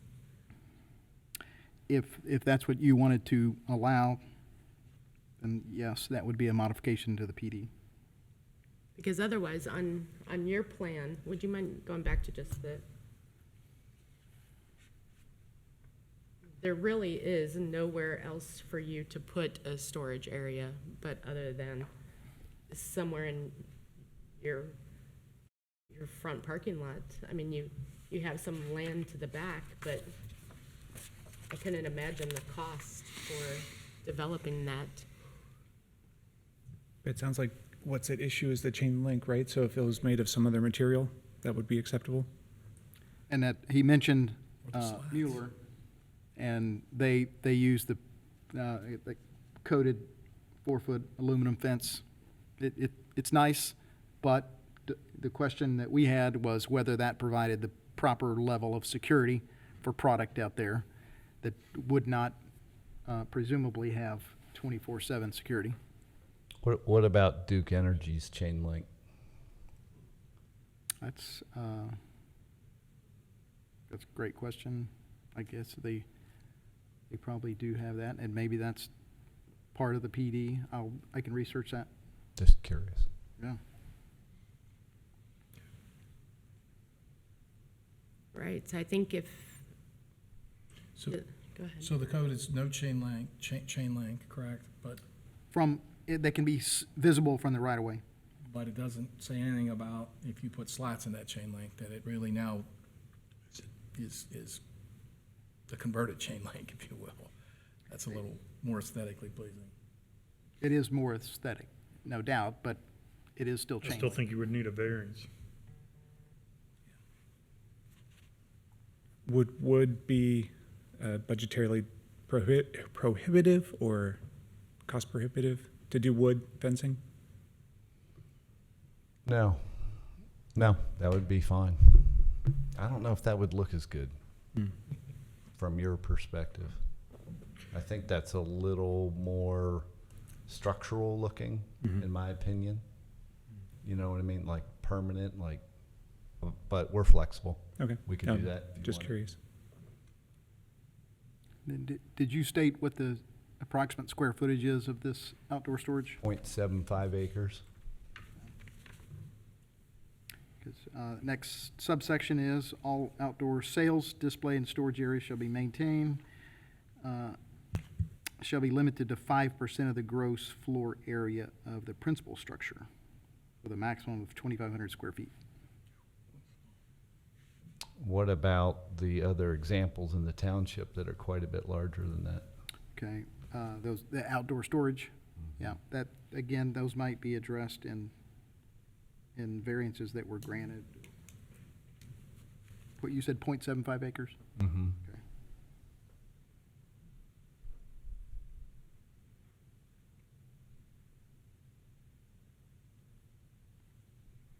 So would all that be vetted at a meeting? Yes. All the issues? Okay. So saying all that, is this the appropriate course of action going this way, or is it a variance through the Board of Zoning Appeals?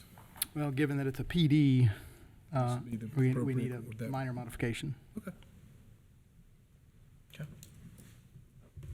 Where we'd present everything? Correct.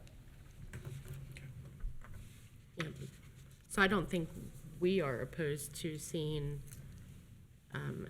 an area in front. So I think you and Mr. Miller can hash out what type of fence and what's appropriate and bring it back before us. Great. Good. Okay.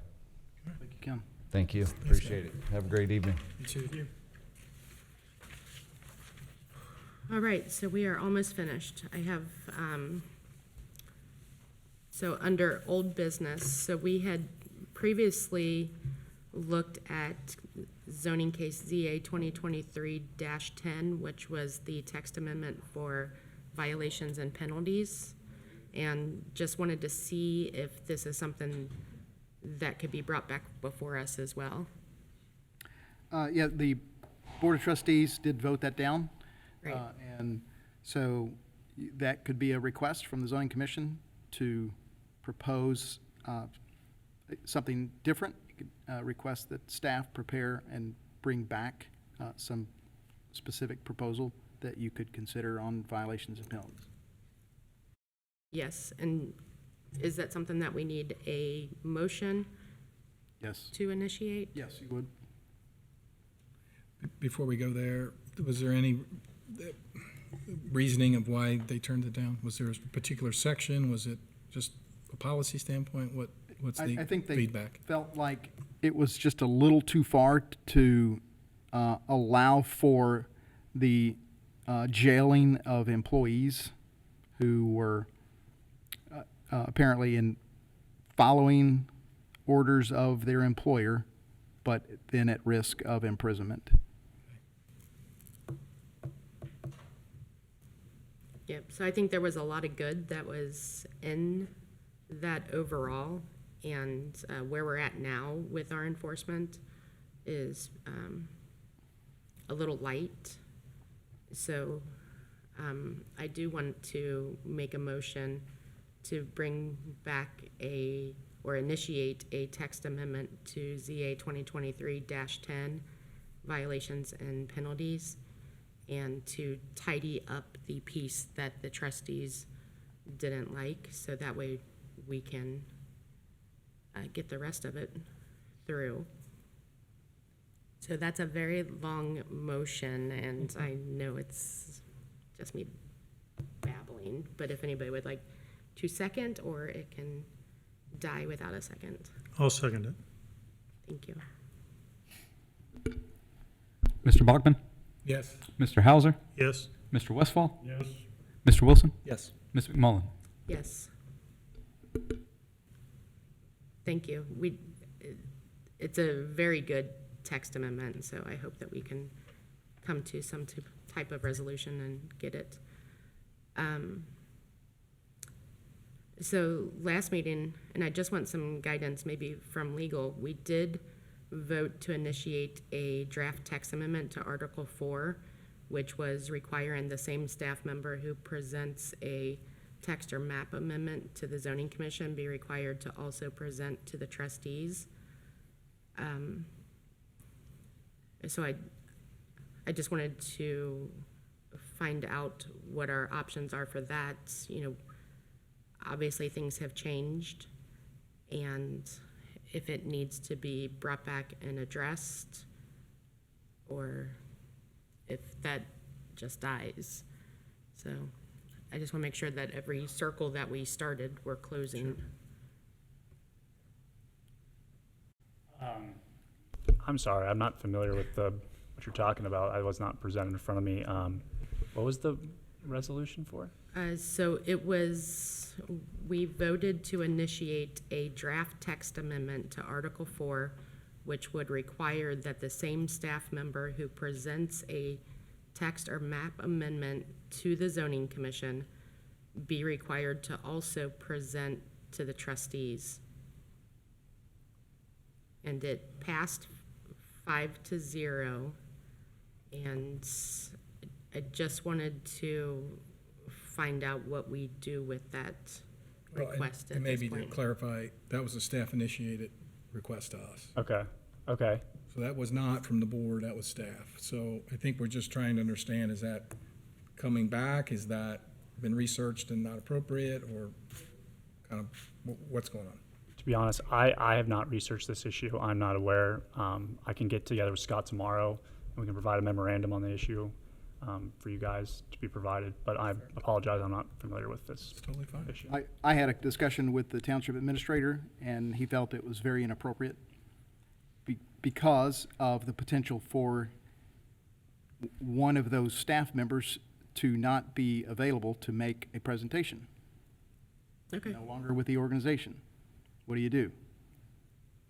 So, So then, do we remove that, or I guess I'm just, what do we do now, like this How do we situation? close the loop, right? Right. Thank you, How do we yes. legally close the loop? why don't we bring back information to you at the next hearing, next zoning commission meeting? Okay. On that, after we talk to the law director on how you can close that loop on that motion. Okay, Sounds good to me. thank you, that's what I wanted to find out. Okay? And then last for me, so you guys know I'm gonna bring it up because it came up in the public address, was, so it was 2 years ago this summer that we put forth a zoning text amendment for mobile food service. And while there's been some good that came out of it, we also have very little to sometimes none of food trucks, which is just, I think it went a little too far for us. We weren't trying to prohibit food trucks, we were just trying to regulate a bit, but I think what we put in before us was just too much. So I was hoping that we could initiate a revision to this text amendment so that way we can take another look at it and open it up to more districts and take a really good look at some of the conditions that we put, because they are pretty strict and we just need to have a better business model for allowing these, because we are missing out on a lot of opportunities. So just wanted to see if my fellow commissioners agreed, and if so, if I make a motion that if it's something that we all would want to do. So I'll just go ahead and make the motion and we'll see if someone seconds it. So I do want to initiate a revision to our mobile food service text amendment in the zoning resolution to open it up to more districts, as well as make it a little bit more flexible to allow a better business model. I'll second that. Thank you. So we have a motion and a second, please. Mr. Bachman? Yes. Mr. Hauser? Yes. Mr. Westfall? Yes. Mr. Wilson? Yes. Ms. McMullen? Yes, thank you. Administrative report, we have none on the agenda. Does that remain the same? Only note is that we do have a meeting scheduled with KZF, who is helping with the draft revision of our zoning resolution, and that is scheduled for tomorrow. So we're moving forward section by section. So that's, Yeah. We've already expressed our intent that we do want to get our hands on that, so that's great. And any announcements? none. Okay, next meeting is scheduled for October 17th, 2023, and just from our meeting tonight, we know that that is still a go. So we are at adjournment. So commissioners, staff, applicants, and all in attendance, thank you for being here tonight. All in favor of adjournment, say aye. Aye. Any opposed? Meeting adjourned.